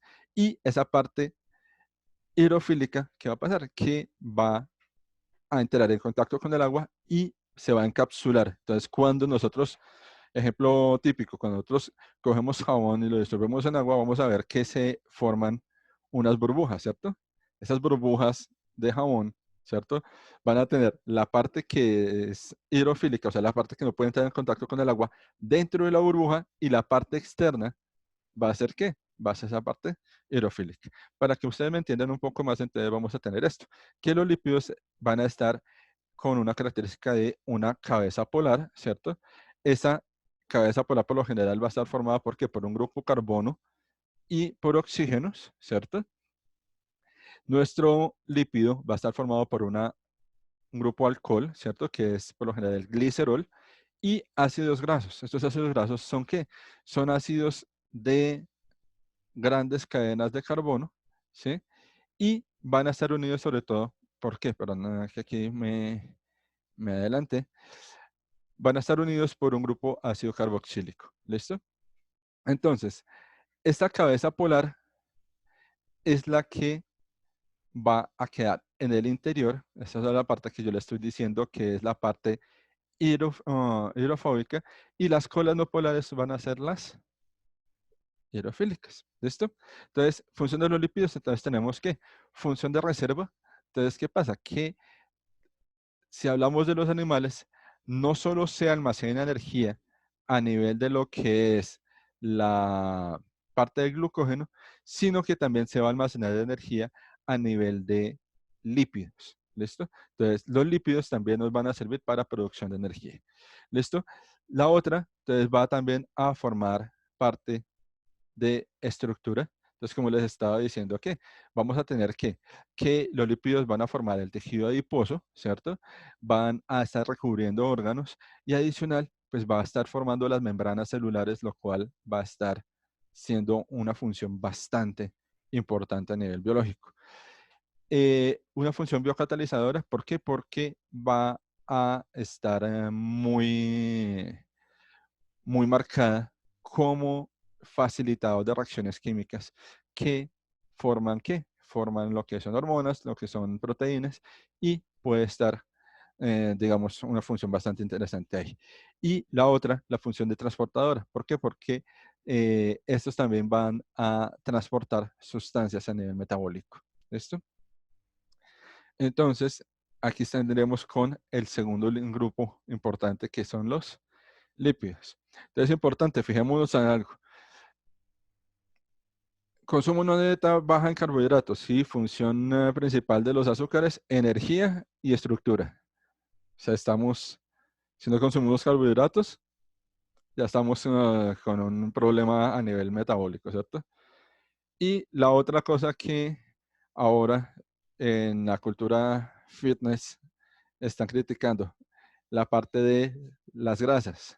Entonces, eliminemos todas las grasas del cuerpo, pero pues es que si estamos hablando que la membrana celular está formada por fosfolípidos, o sea, por grasas, pues si eliminamos toda la grasa del cuerpo, pues nos estamos eliminando nosotros mismos, ¿no? Entonces, fijémonos que no es llegar a los extremos de dietas completamente cero carbohidratos, cero grasas, sino empezar a mirar cuáles tipos de azúcar son los benéficos para el consumo y cuáles son los tipos de lípidos que son benéficos para el cuerpo. Entonces, no es simplemente eliminar por eliminar, sino mirar qué es lo que es benéfico para el cuerpo. ¿Listo? Listo. Miremos la parte de los aminoácidos, ¿cierto? Entonces, ya habíamos hablado la sesión pasada que son las bases principales de lo que es la formación de las proteínas, ¿cierto?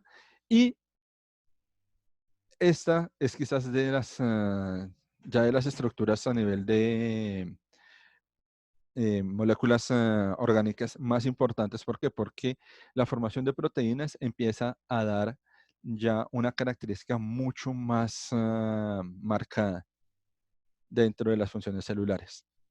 Entonces podemos tener funciones de estructura, podemos tener funciones de transporte, podemos tener funciones enzimáticas, podemos tener funciones catalizadoras.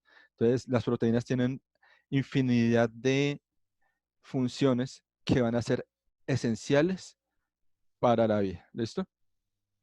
Y la semana pasada habíamos hablado de aminoácidos esenciales. Entonces, esenciales, entonces tenemos que el triptófano, la treonina, la valina, la lisina, la leucina, la metionina, la histidina, la fenilalanina y la isoleucina.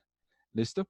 Pero dentro de ese grupo completo de los aminoácidos, entonces ya vamos a tener que, pues, una función, perdón, un grupo ya un poco más grande. Entonces vamos a tener 20 aminoácidos esenciales. Interesante acá en esta tablita que ustedes, bueno, creo que de pronto está un poquito pequeña, pero vamos a tratar de, vamos a ver si la puedo ampliar un poco. Creo que no. No me dejó ampliarla. Pero después ustedes en la plataforma van a poder tener esta presentación y van a poderla ver un poco mejor. Vamos a tener el nombre del aminoácido, vamos a tener la sigla, ¿cierto? O el código. Por lo general siempre van a ser tres letras, ¿sí? Y acá van a tener algo interesantísimo que es que los codones que van a formar ese aminoácido. Entonces acordémonos de qué? Que la proteína o estos aminoácidos se forman por un proceso de qué? De que va a pasar del ARN, ¿cierto? Perdón, del ADN pasa a un ARN mensajero, ese ARN mensajero entonces después se divide en tripletas y esas tripletas o codones, dependiendo cuáles sean esos codones, me van a formar un aminoácido específico, ¿cierto? Entonces, acá vamos a tener esta parte de esa información de cuáles son esos codones que me van a formar a mí estos aminoácidos en específico. Ya este tema de cómo se forman los aminoácidos y cómo se da esa transcripción del ADN, la vamos a trabajar muy bien en el siguiente módulo que va a ser el módulo de genética, en el cual no solo nos vamos a detener en Mendel, sino que vamos a mirar toda esta parte del trabajo del ADN y cómo se lleva a cabo todos esos procesos. ¿Listo? Entonces, estos son los aminoácidos de importancia, la formación de proteínas. ¿Listo? Y precisamente aquí paso de una vez a las proteínas, en las cuales entonces podemos tener que 4 estructuras. La primera estructura, entonces vamos a tener la primera cadena de aminoácidos sencilla. A esa le llamamos proteína primaria. Cuando ya empiezan a tomar algunos tipos de forma, entonces tenemos, por ejemplo, la proteína secundaria. Entonces aquí tenemos formaciones de hélices, formaciones de hojas plegadas beta, formaciones de bucles, ¿sí? Y ya cuando se empiezan a unir esas formaciones de hélices, de bucles, de hojas plegadas beta, etcétera, entonces pasamos ¿a qué? Pasamos a una proteína terciaria. ¿Listo? Estas 3 primeras proteínas pueden ser funcionales a nivel de estructura, pero no son funcionales a nivel de metabólico, a nivel de transformación, a nivel ya bioquímico, ¿cierto? Ya cuando tenemos una proteína cuaternaria, ¿cierto? Que es cuando ya tenemos inclusive asociaciones de varias cadenas de proteínas, entonces ya tenemos que estas proteínas cuaternarias ya tienen una función determinada, ¿sí? Entonces, por ejemplo, podemos hablar de la hemoglobina. Entonces, si tenemos este pedacito de la formación terciaria de la hemoglobina, este pedacito no me va a llevar o no me va a transportar el oxígeno. Ya la formación cuaternaria es la que tiene la estructura básica. ¿Para qué? Para poderme transportar el oxígeno en ese punto activo o zona de acción de las proteínas.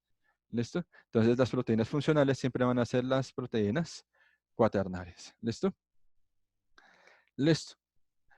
¿Eso a nivel de qué? Eso a nivel de lo que es entonces ya la parte de las macromoléculas.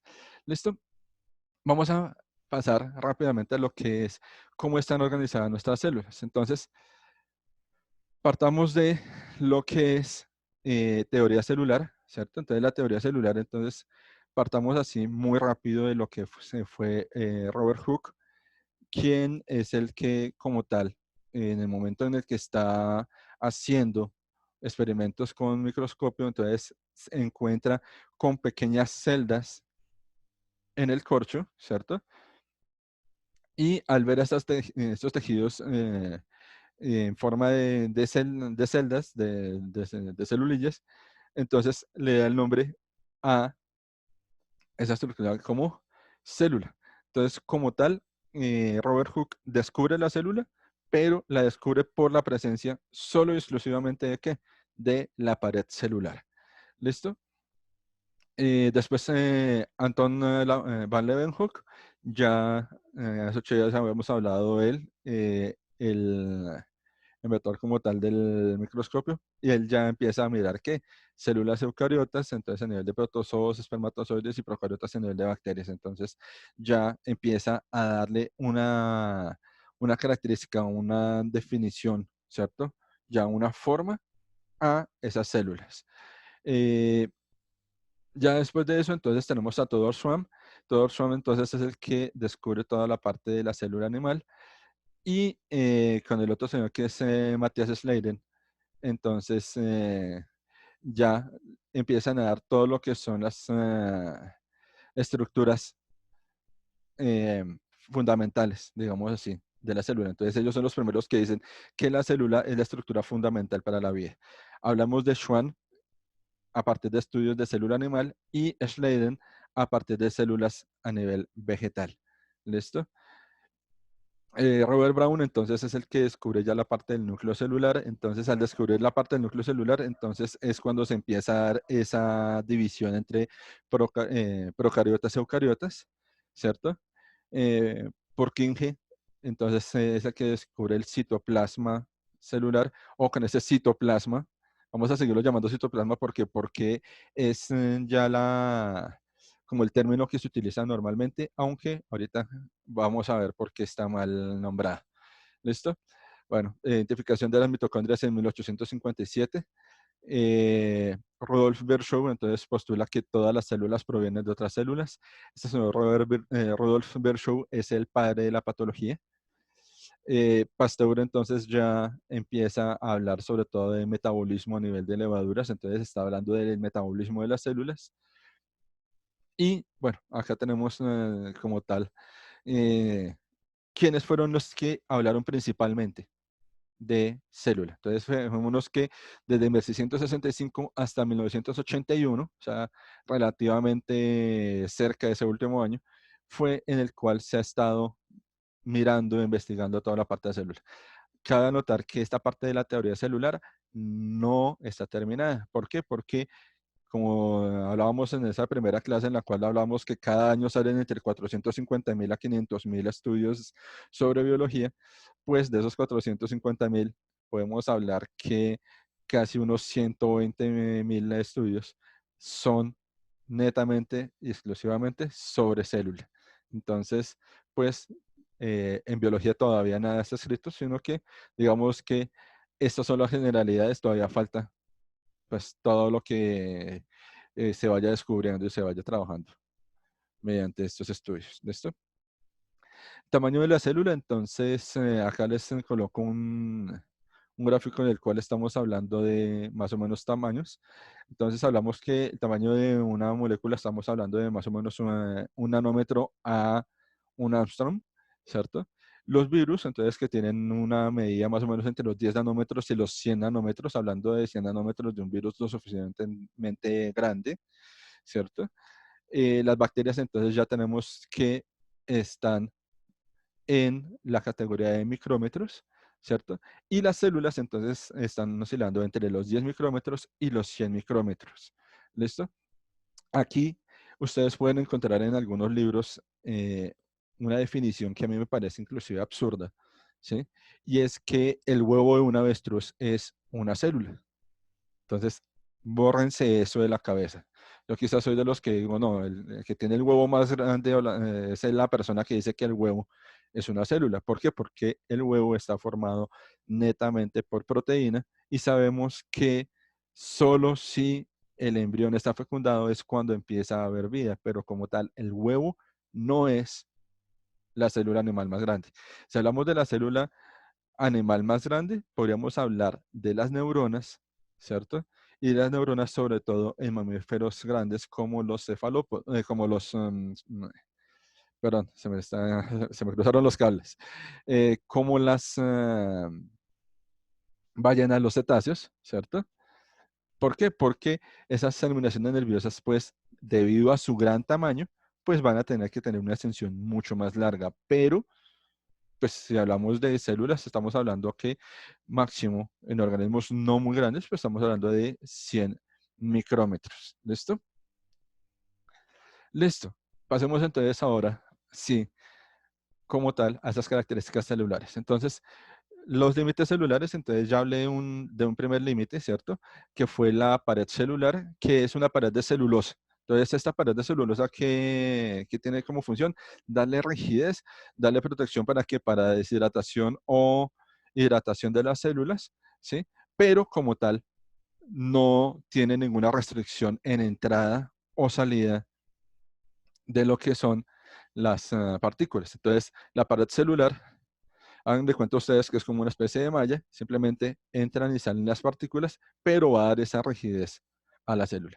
Ya el otro límite que es bastante interesante es esta parte de la membrana celular, en la cual, si ustedes se dan cuenta, entonces acá tenemos esa formación de fosfolípidos. Entonces, fijémonos que vamos a tener que los fosfolípidos con la cabeza polar hacia la parte externa e interna. Fijémonos que acá estamos, la parte extracelular, la parte de citoplasma, y vamos a tener que las colas están a nivel interno, ¿cierto?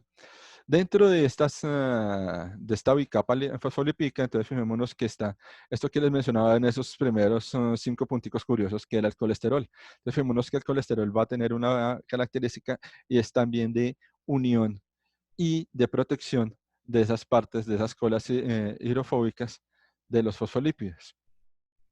Tenemos también lo que son proteínas integrales, ¿cierto? Entonces podemos tener proteínas globulares, en las formas que les estaba diciendo yo de las proteínas, podemos tener formas globulares, podemos tener formas de alfa hélice, ¿cierto? Tenemos proteínas periféricas que van a ser también muy estructurales y vamos a tener también que estas proteínas de canal o proteínas de transporte. Entonces acá vamos a tener que la diferencia entre dos tipos de transportes que se van a dar entre la membrana celular. El primero, la difusión, y el segundo, la ósmosis. Entonces, ¿ustedes se acuerdan cuál es la diferencia entre esos dos tipos de transporte celular? Antes de continuar. Que la ósmosis como que divide las células y después las junta con otras para crear nuevas células. No. ¿Alguien más? Listo, entonces ojo con esto. Cuando hablamos de difusión, entonces hablamos de qué? De que partículas pequeñas, lo que son microelementos, o lo que es inclusive el mismo agua, van a pasar ¿por qué? Por estas glicoproteínas, ¿cierto?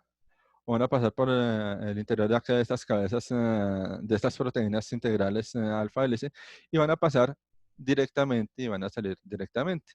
Cuando hablamos de difusión, estamos hablando de qué? De que las sustancias entran y salen de la célula debido a un gradiente de concentración. Entonces, ¿qué pasa? Que si hay mayor concentración en el medio extracelular que en el medio intracelular, entonces, ¿qué va a pasar? Que va a entrar esa sustancia al interior de la célula, ¿cierto? Pero si hay mayor concentración en la parte interna de la célula que en la parte externa, entonces, ¿qué va a pasar? Que va a salir esa sustancia. ¿Qué ejemplos se pueden dar ahí? Por ejemplo, la bomba sodio-potasio a nivel neuronal. Entonces, el sodio y el potasio. O sea, si hay mayor concentración de sodio dentro de la célula, entonces va a entrar ¿qué? Va a entrar potasio. Entonces, ¿van a estar qué? Van a estar entrando y saliendo. ¿Para qué? Para tratar de llegar a un equilibrio entre el medio extracelular y el medio intracelular. ¿Qué pasa? Que la célula se la va a pasar prácticamente toda su vida tratando de conseguir ese equilibrio. Pero en el momento en el cual llega a ese equilibrio, la célula muere. Entonces, ese es lo que es ese medio de transporte, que es la difusión y que se da a favor o en contra de un gradiente de concentración. Cuando hablamos de ósmosis, hablamos de qué? De macromoléculas o partículas demasiado grandes, en la cual es necesario que intervenga una proteína o canal de transporte, y para que esta proteína o canal de transporte funcione, necesita necesariamente energía. Entonces, para que funcione este canal de transporte o esta proteína, entonces se necesita que haya formación de ATP y que ese ATP vaya unido a una proteína Q o a otra enzima. ¿Para qué? Para que esta active esta proteína o canal de transporte y que se pueda dar ese transporte de esa partícula grande. ¿Listo? Estas proteínas de transporte tienen una característica, y es que son específicas para una determinada sustancia. Entonces, si esta, vamos a poner un ejemplo, Si esta proteína de transporte es exclusiva para lo que es dopamina, entonces solo va a salir dopamina por esa proteína de transporte, ¿sí? No puede salir azúcar, no puede salir un lípido, no puede salir nada más que no sea esa sustancia. Entonces, estas proteínas o canales de transporte son específicos para determinadas sustancias. Entonces, si nos vamos a dar cuenta, este modelo de mosaico fluido de membrana, o como están formadas nuestras membranas celulares, están tan especializadas que por eso nuestra célula no entra o no sale cualquier cosa, sino que está todo muy bien calculado. ¿Para qué? Para que sea exclusivo, cómo funciona y que sea completamente ordenado. Entonces, es que esa es de las estructuras más diseñadas a nivel celular. ¿Listo? Eso a nivel de límites celulares. Pasemos de una vez al núcleo. Entonces, el núcleo exclusivo de qué células. Entonces, estamos hablando de células eucariotas, ¿cierto? Pero como tal, entonces, dentro de sí, entonces, tiene como función el encapsular o proteger lo que son los genes, ¿cierto? Hablando de genes como qué, hablando de genes como las cadenas de ADN, ¿cierto? El formar lo que son los cromosomas. Adicional, también va a ser el encargado de producir el ARN mensajero, ¿sí? A partir del ADN, ¿sí? Y es como tal donde vamos a tener toda la formación de ese material genético. Dentro del núcleo existe un mini organelo interno que es el nucleolo, y este nucleolo entonces va a ser el encargado de ¿qué? De empezar todo lo que vamos a llamar el ciclo celular. ¿Listo? Hasta ahí dejamos esa partecita de ciclo celular porque ahorita más adelante vamos a hablar de este ciclo celular. Citoplasma, entonces fijémonos que vamos a hablar que es un medio coloidal que se encuentra en el interior de la célula, pero fíjense bien lo que se acaba de mencionar, que es un coloide. Entonces, como tal, esa parte de citoplasma, entonces plasma como tal es uno de los estados intermedios de la materia. Entonces, acordémonos que tenemos 6 estados intermedios, ¿cierto? Perdón, son 6 estados de la materia. Entonces, tenemos sólido, líquido, gaseoso, pero tenemos también el estado de plasma, tenemos el estado coloidal y tenemos el estado de cristal cuántico o cristal líquido. ¿Listo? Entonces, el plasma es un estado en el cual está coexistiendo el estado sólido, líquido, gaseoso al mismo tiempo, y el estado coloidal es un estado en el cual solo el estado líquido y una especie de estado gelatinoso de gelificación, ¿sí? Se encuentra coexistiendo. Entonces, como tal, el citoplasma, hace unos años se corrigió esa palabra y se empezó a utilizar el término citosol, o sea, solución celular.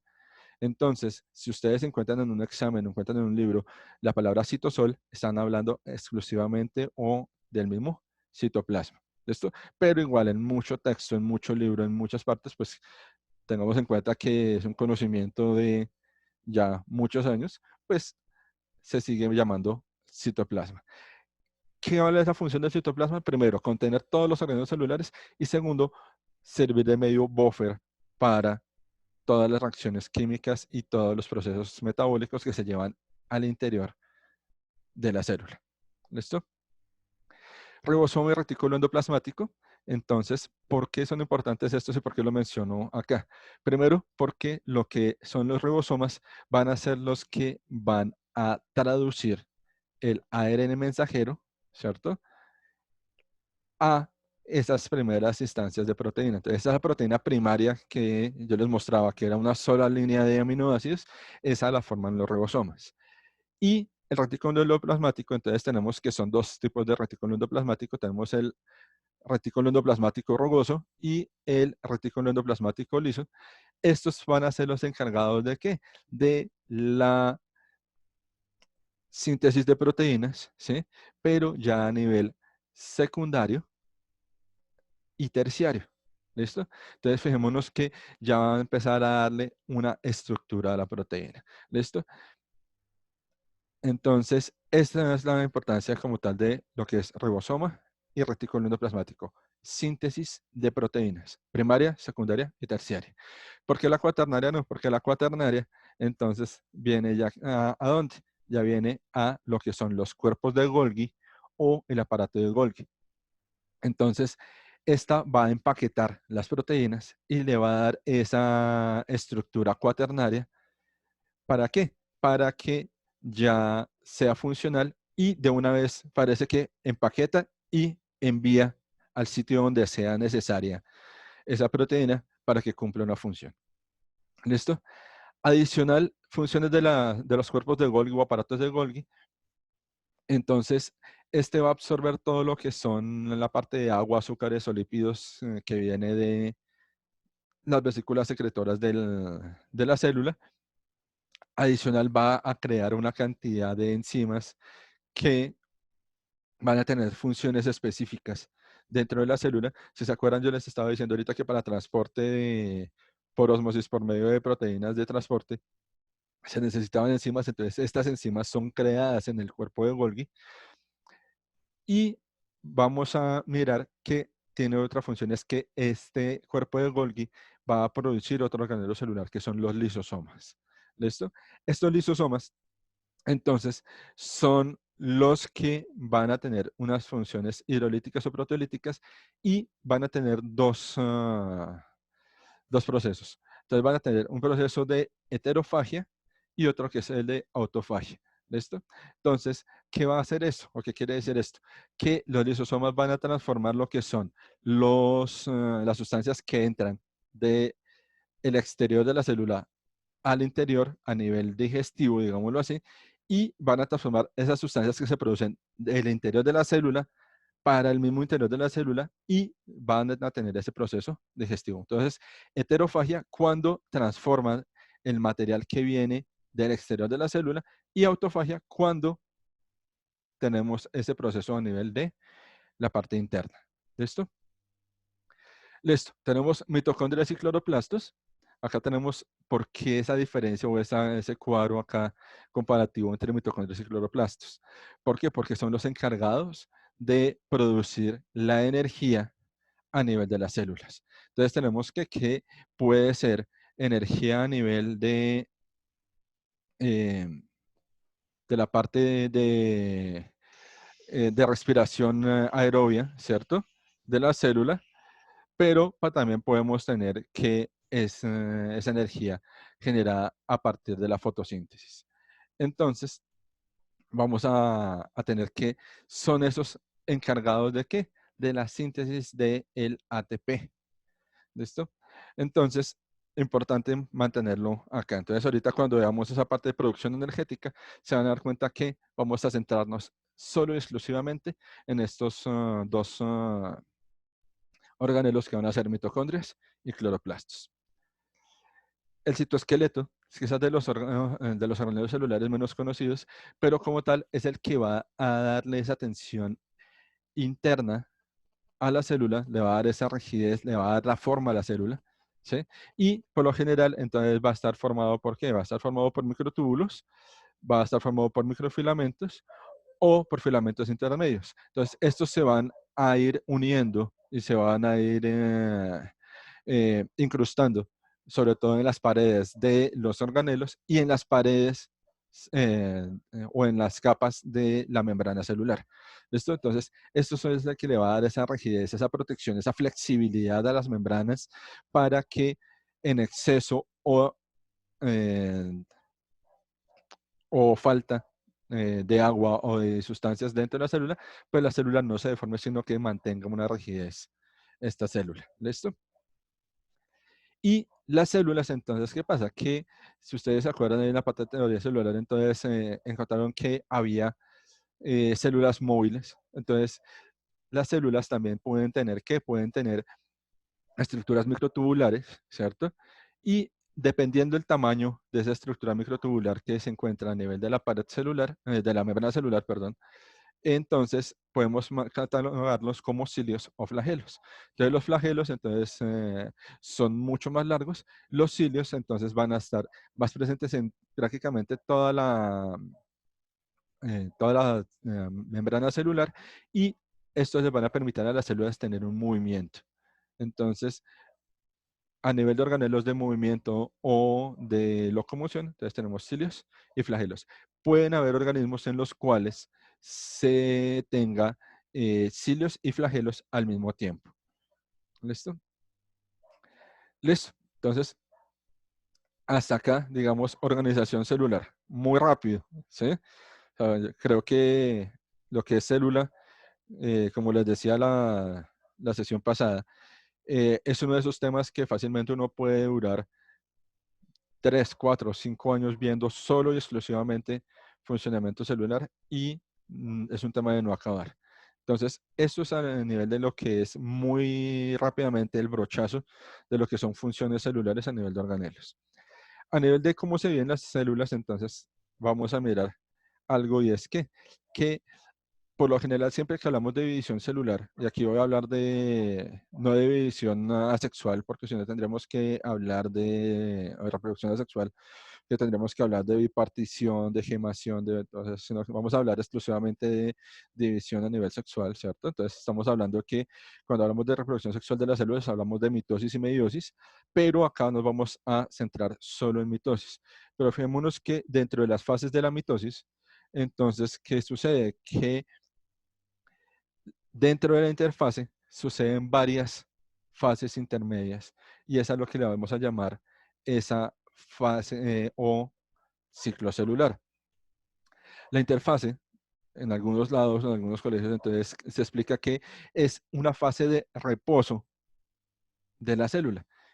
Lo más falso que puede haber. ¿Por qué? Porque entonces tenemos una fase dentro de la interfase, vamos a tener la fase G1, en la cual la célula va a duplicar el tamaño y aumenta la cantidad de los organelos, enzimas y otras moléculas. Entonces, fijémonos que no está en reposo, está en una constante preparación para empezar a dividirse.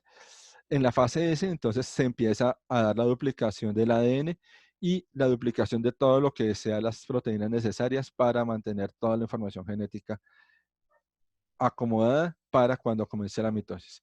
Y en la fase G2, ¿cierto? Entonces, ¿qué pasa? Que ya se empiezan a montar los cromosomas, ¿cierto? Se empiezan ya a condensar y se está preparando la célula para comenzar ahí sí la mitosis. Entonces, fijémonos, importante estas tres fases que sean dentro de la interfase. La fase G1, la fase S y la fase G2. ¿Listo? Y la mitosis entonces ya comienza de qué? Fijémonos que pasa de la interfase a la profase. En la profase, entonces, ¿qué es lo primero que se rompe la estructura nuclear y se empieza a dar la formación del uso acromático. Este uso acromático, entonces, está formado ¿por qué? Por ese organelo celular que yo les estaba mencionando ahorita, que son los microtúbulos, ¿cierto? Esa parte del citoesqueleto. Entonces, ese citoesqueleto entra a funcionar también en esta parte de la mitosis. ¿Listo? Fijémonos que podemos hablar de una prometafase, ¿cierto? En la cual ¿qué? Empiezan los cromosomas a ¿qué? A migrar hacia el ecuador de la célula, una metafase en la cual ya los cromosomas están alineados en el ecuador de la célula, ¿cierto?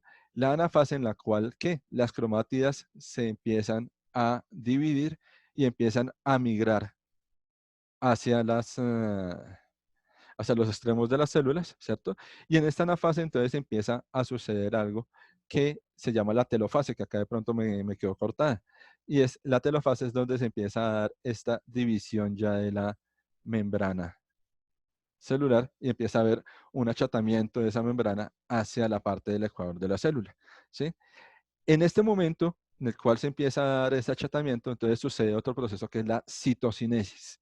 ¿Esa citocinesis qué es? Que siempre que hablamos de mitosis hablamos de la división de la formación genética y de la formación de los dos núcleos, pero no hablamos en ningún momento de cómo se dividen los organelos celulares. Entonces, en este momento, cuando empieza a haber esa telofase, cuando empieza a haber esa división a nivel de la membrana, ¿cierto? Empiezan a hacerse ¿qué? Empieza a hacerse esa división y repartición equitativa de organelos hacia cada una de las células.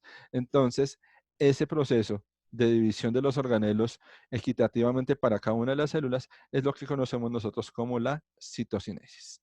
¿Listo? Entonces, hasta aquí, ¿conocían esa parte del proceso de división de las células, como se los acabo de mencionar muy rápidamente? Pues algo, no tan detalladamente, pero sí en el colegio nos dijeron algo así. Listo. Y cabe notar que no fui detallado. ¿Listo? ¿Por qué no fui detallado? Porque en el momento que estamos viendo la parte de fisiología animal, ahí sí me voy a detener mucho en esta parte de ciclo celular, de mitosis, de meiosis. ¿Por qué? Porque cuando trabajemos la parte de división y formación de células sexuales, vamos a trabajarlo muy detalladamente. ¿Listo? Inclusive voy a, si puedo, tenerles algunas imágenes reales de las células en ese proceso para mostrarles cómo se lleva a cabo ese proceso a nivel de laboratorio, que además es fantástico poderlo mirar. ¿Listo? Y vamos a terminar con qué? Con esta parte de producción energética, que es esa parte ya importante a nivel de nuestras células, ¿cierto? Si no producimos energía, pues fácilmente no tenemos vida. Entonces, para esto, ¿qué tenemos que tener claro? Entonces, vamos a tener claro que la aplicación de las leyes de la termodinámica en la biología. Entonces, vamos a tener así rápidamente las tres leyes. La primera ley, entonces, la energía total del universo permanece constante. Entonces, esa parte de que la energía no se crea ni se destruye, solo se transforma, ¿cierto? Entonces, fijémonos que, según lo que acabamos de ver nosotros a nivel celular, sí hay transformación de energía, ¿cierto? La segunda ley, la ley de entropía del universo. Entonces, el universo tiende a estar siempre en un aumento de desorden, de entropía. ¿Listo? Entonces, si se acuerdan ahorita cuando yo les estaba diciendo que la célula buscaba encontrar ese equilibrio entre la parte exterior y la parte interior, y que cuando encontraba ese intermedio, o esa parte intermedia de que estuviera igual afuera y adentro, la célula moría, pues ¿por qué es? Porque en el momento en el que la célula o un organismo deja de estar en entropía, pues entonces no está cumpliendo una de las condiciones para que haya vida, y es que cumpla las leyes de la termodinámica. Entonces, para que nosotros estemos vivos, nuestro cuerpo tiene que estar en constante desorden o en constante entropía. Y la última ley, entonces, la parte de la ley cero absoluta. Entonces, la mínima entropía que una sustancia puede alcanzar es la de un cristal perfecto en el cero absoluto.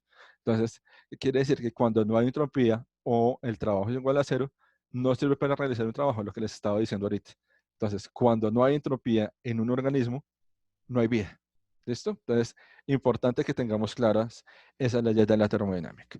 Y entonces, tenemos lo que son las transformaciones a nivel de energía, a nivel de la célula. Entonces, estas transformaciones se van a llevar a cabo en donde? En la mitocondria de las células. Entonces, lo primero que vamos a tener en cuenta que va a ser que va a ser una transformación de una partícula de glucosa, y esta partícula de glucosa va a empezar a ser degradada en partículas más pequeñas. ¿Listo? Entonces, importante también saber que aquí vamos a tener acciones enzimáticas. Entonces, por ejemplo, vamos a tener que el primer paso va a ser entre glucosa y glucosa 6-fosfato. Entonces, esa transformación la va a hacer la glucosinasa. ¿Y qué es lo primero que va a hacer? Que, si se dan cuenta, va a añadir un grupo fosfato al carbono número 6 de la glucosa, ¿sí? Entonces ya empieza a haber esas transformaciones a nivel químico, ¿cierto? Y después vamos a mirar que por una isomerasa, la glucosa se transforma en fructosa 6-fosfato.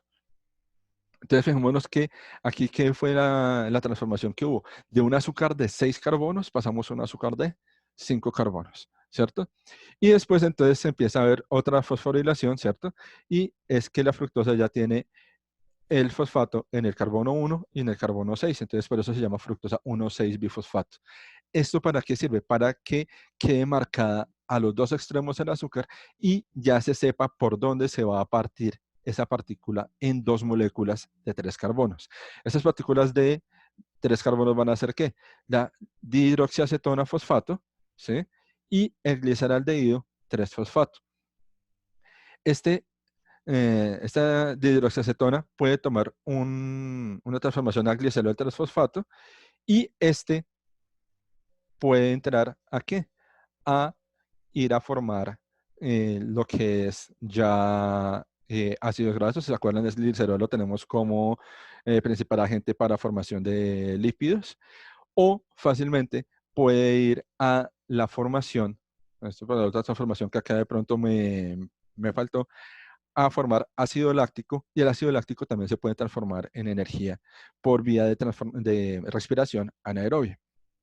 Pero acá por el lado del gliceraldehído 3-fosfato, entonces vamos a tener la transformación al fosfonol piruvato, ¿sí? Y este piruvato entonces es importante, ¿para qué? Porque es el que va a desencadenar otro de los ciclos que quizás ustedes ya conocen, y que es el siguiente, que es el ciclo de Krebs. Entonces, este piruvato, entonces, ¿qué pasa? Que al degradarse el piruvato, ¿sí? Al deshidrogenarse el piruvato, va a formar el acetilcoenzima A. Y este acetilcoenzima A es el que va a desencadenar que empiece a darse el ciclo del ácido cítrico, o lo que conocemos como el ciclo de Krebs. ¿Listo? Entonces acá tenemos lo que es las transformaciones a nivel de citrato a cisaconinato, a isocitrato, a ketoglutarato, a succinil, a succinato, a fumarato, a malato, a oxalacetato, pero cuando se da todo esta vuelta del ciclo de Krebs, entonces tenemos la producción neta de 46 partículas de ATP, más otras partículas que van a ser, ¿qué? Las partículas de NADH, de FATH, ¿sí? Y formaciones a nivel de lípidos, glúcidos, lípidos, proteínas. Entonces, este va a ser el ciclo en el cual mayor cantidad de energía se va a producir. Y entonces, acá fácilmente entonces podemos tener lo que son nuestra cadena completa a nivel de qué? A nivel de lo que es, lo que es respiración. Entonces tenemos que la glucólisis, ¿cierto? Tenemos la parte de nuestro ciclo de Krebs y la parte de la fotorrespiración, en la cual ya, ¿qué va a pasar? Que es lo que hace la famosa cadena de transporte de electrones, en la cual se va a terminar de producir ATP. Entonces, acá es la formación de ATP. El ATP es nuestra moneda energética, y sin ATP prácticamente ninguna de las células empezaría a funcionar. Entonces, esto es a nivel de respiración. Pero las plantas hacen otro proceso, que es el de fotorrespiración desde fotosíntesis. Entonces, este de fotorrespiración de fotosíntesis se lleva a cabo en dos fases. Entonces, se lleva a cabo en lo que es una fase de producción de energía o producción de elemento, y otra parte de transformación química. ¿Listo? Entonces, ¿qué va a pasar? Que hasta aquí, ¿qué era lo que teníamos? Que de una partícula de glucosa se transformaba una partícula de 3 carbonos, y esta partícula de 3 carbonos se producía simplemente ATP, energía, ¿cierto? Ahora, la planta va a hacer un proceso inverso. Entonces va a coger esas partículas pequeñas de 1, 2, 3 carbonos, y va a empezarlas a unir para formar partículas de 6 carbonos. Esto lo hace mediante lo que se llama el ciclo de Calvin a nivel metabólico. Y se hace entonces en estos dos fotosistemas. El fotosistema 1, en el cual se capta la luz y las longitudes de onda de igual o menor a 700 nanómetros, se pierden electrones, y empieza a ver que esa captación de la luz y esa excitación de proteínas para que se empiece a dar el ciclo de Calvin y se empiecen a producir esas partículas azucaradas. En el fotosistema 2, entonces, ¿qué pasa? Que ya empieza a captar una energía con una longitud de onda menor, ya estamos hablando de 680 nanómetros, y empezamos a mirar que los pigmentos fotosintéticos, como lo son la clorofila, la xantofila, todo lo que son pigmentos fotosintéticos, empiezan a sufrir de lo que es la fotólisis, y empiezan a perder agua, y adicional empiezan a producir ATP. Y al empezar a transformar esos electrones que se pierden, entonces, ¿qué va a pasar? Que van a formar esas partículas de C6H12O6, ¿sí? En este caso, por lo general, siempre en todos los libros hablamos de que eso es glucosa, pero a nivel de las plantas, entonces podemos hablar que esa azúcar es galactosa. ¿Listo? Igual, por procesos de isomeración se puede transformar esa galactosa en glucosa. ¿Listo? Eso es a grandes rasgos lo que son transformaciones a nivel metabólico. Como les digo, esto es un brochazo impresionante. ¿Por qué? Porque acabo de mencionarles eh, fotorrespiración completa y esto se ve fácilmente en 1 año, 2 años de universidad. Entonces no es un proceso que se vea así como tan rápido, sino que es un proceso que sobre todo es que ustedes tengan la concepción básica de cómo se lleva a cabo, de que uno es una degradación de un azúcar y después de esa degradación del azúcar, entonces la producción de un azúcar. Entonces son procesos completamente contrarios. Entonces por eso ustedes pueden encontrar que la fórmula de la respiración y la fórmula de la fotosíntesis son fórmulas contrarias o es una fórmula inversa. Entonces, si va de un lado al otro, entonces es respiración y si va de este lado hacia este lado, entonces es lo que es fotosíntesis. ¿Listo? Y ya para terminar, entonces, volvemos a lo que son los libritos sugeridos para leer. Entonces, bueno, este primero es La célula de Cooper. Es un libro de 870 páginas. Es un libro muy especializado, pero si ustedes quieren tener un libro de biología en el cual esté muy detallado la parte de la célula, este libro de La célula de Cooper es quizás el mejor libro que pueden tener ustedes. Este libro entonces ya también lo dejaré colgado en la plataforma para que ustedes tengan acceso a él. Y este es un articulito muy sencillito de biología, conceptos básicos de Ana María Gagneten. Es una argentina, bastante interesante también el documento, es un articulito de 28 hojas, pero hace un resumen muy grande a nivel de lo que son estos conceptos que trabajamos el día de hoy. Y acá entonces ya no solo son libros, sino que son videos sugeridos, entonces les dejo links de dos videos de YouTube, en la cual uno es quizás uno de los videos más espectaculares que yo he visto, que es una animación 3D de todo lo que son las funciones celulares y es como si ustedes estuvieran dentro de la célula viendo todo lo que son las transformaciones. Es espectacular.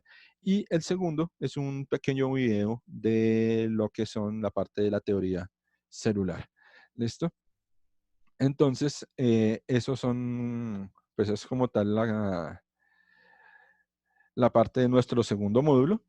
Entonces, pues los escucho si tienen alguna duda, pregunta o si quedó todo claro. Profe, yo tengo una duda en cuanto a la página que dices que tocaba hacer el ICFES virtual. A mí cuando quiero entrar a la clase de biología me dice que no tengo la opción de inscribirme en la materia.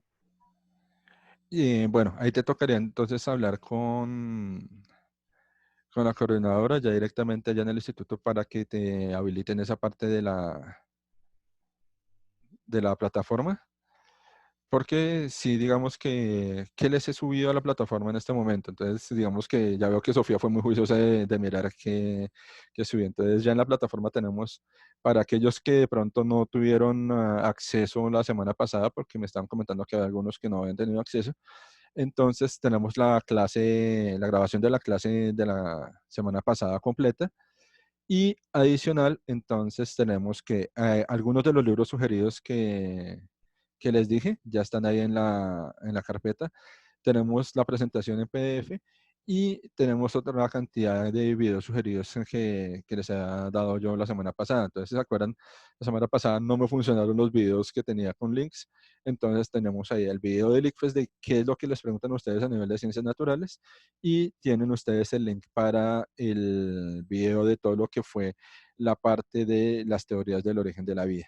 Entonces, si tienen algún problema con plataformas, si les toca comunicarse directamente al correo por el cual les mandaron el link para el ingreso a la clase, para que les puedan solucionar esos problemas. ¿Listo? Listo. ¿Alguna otra pregunta?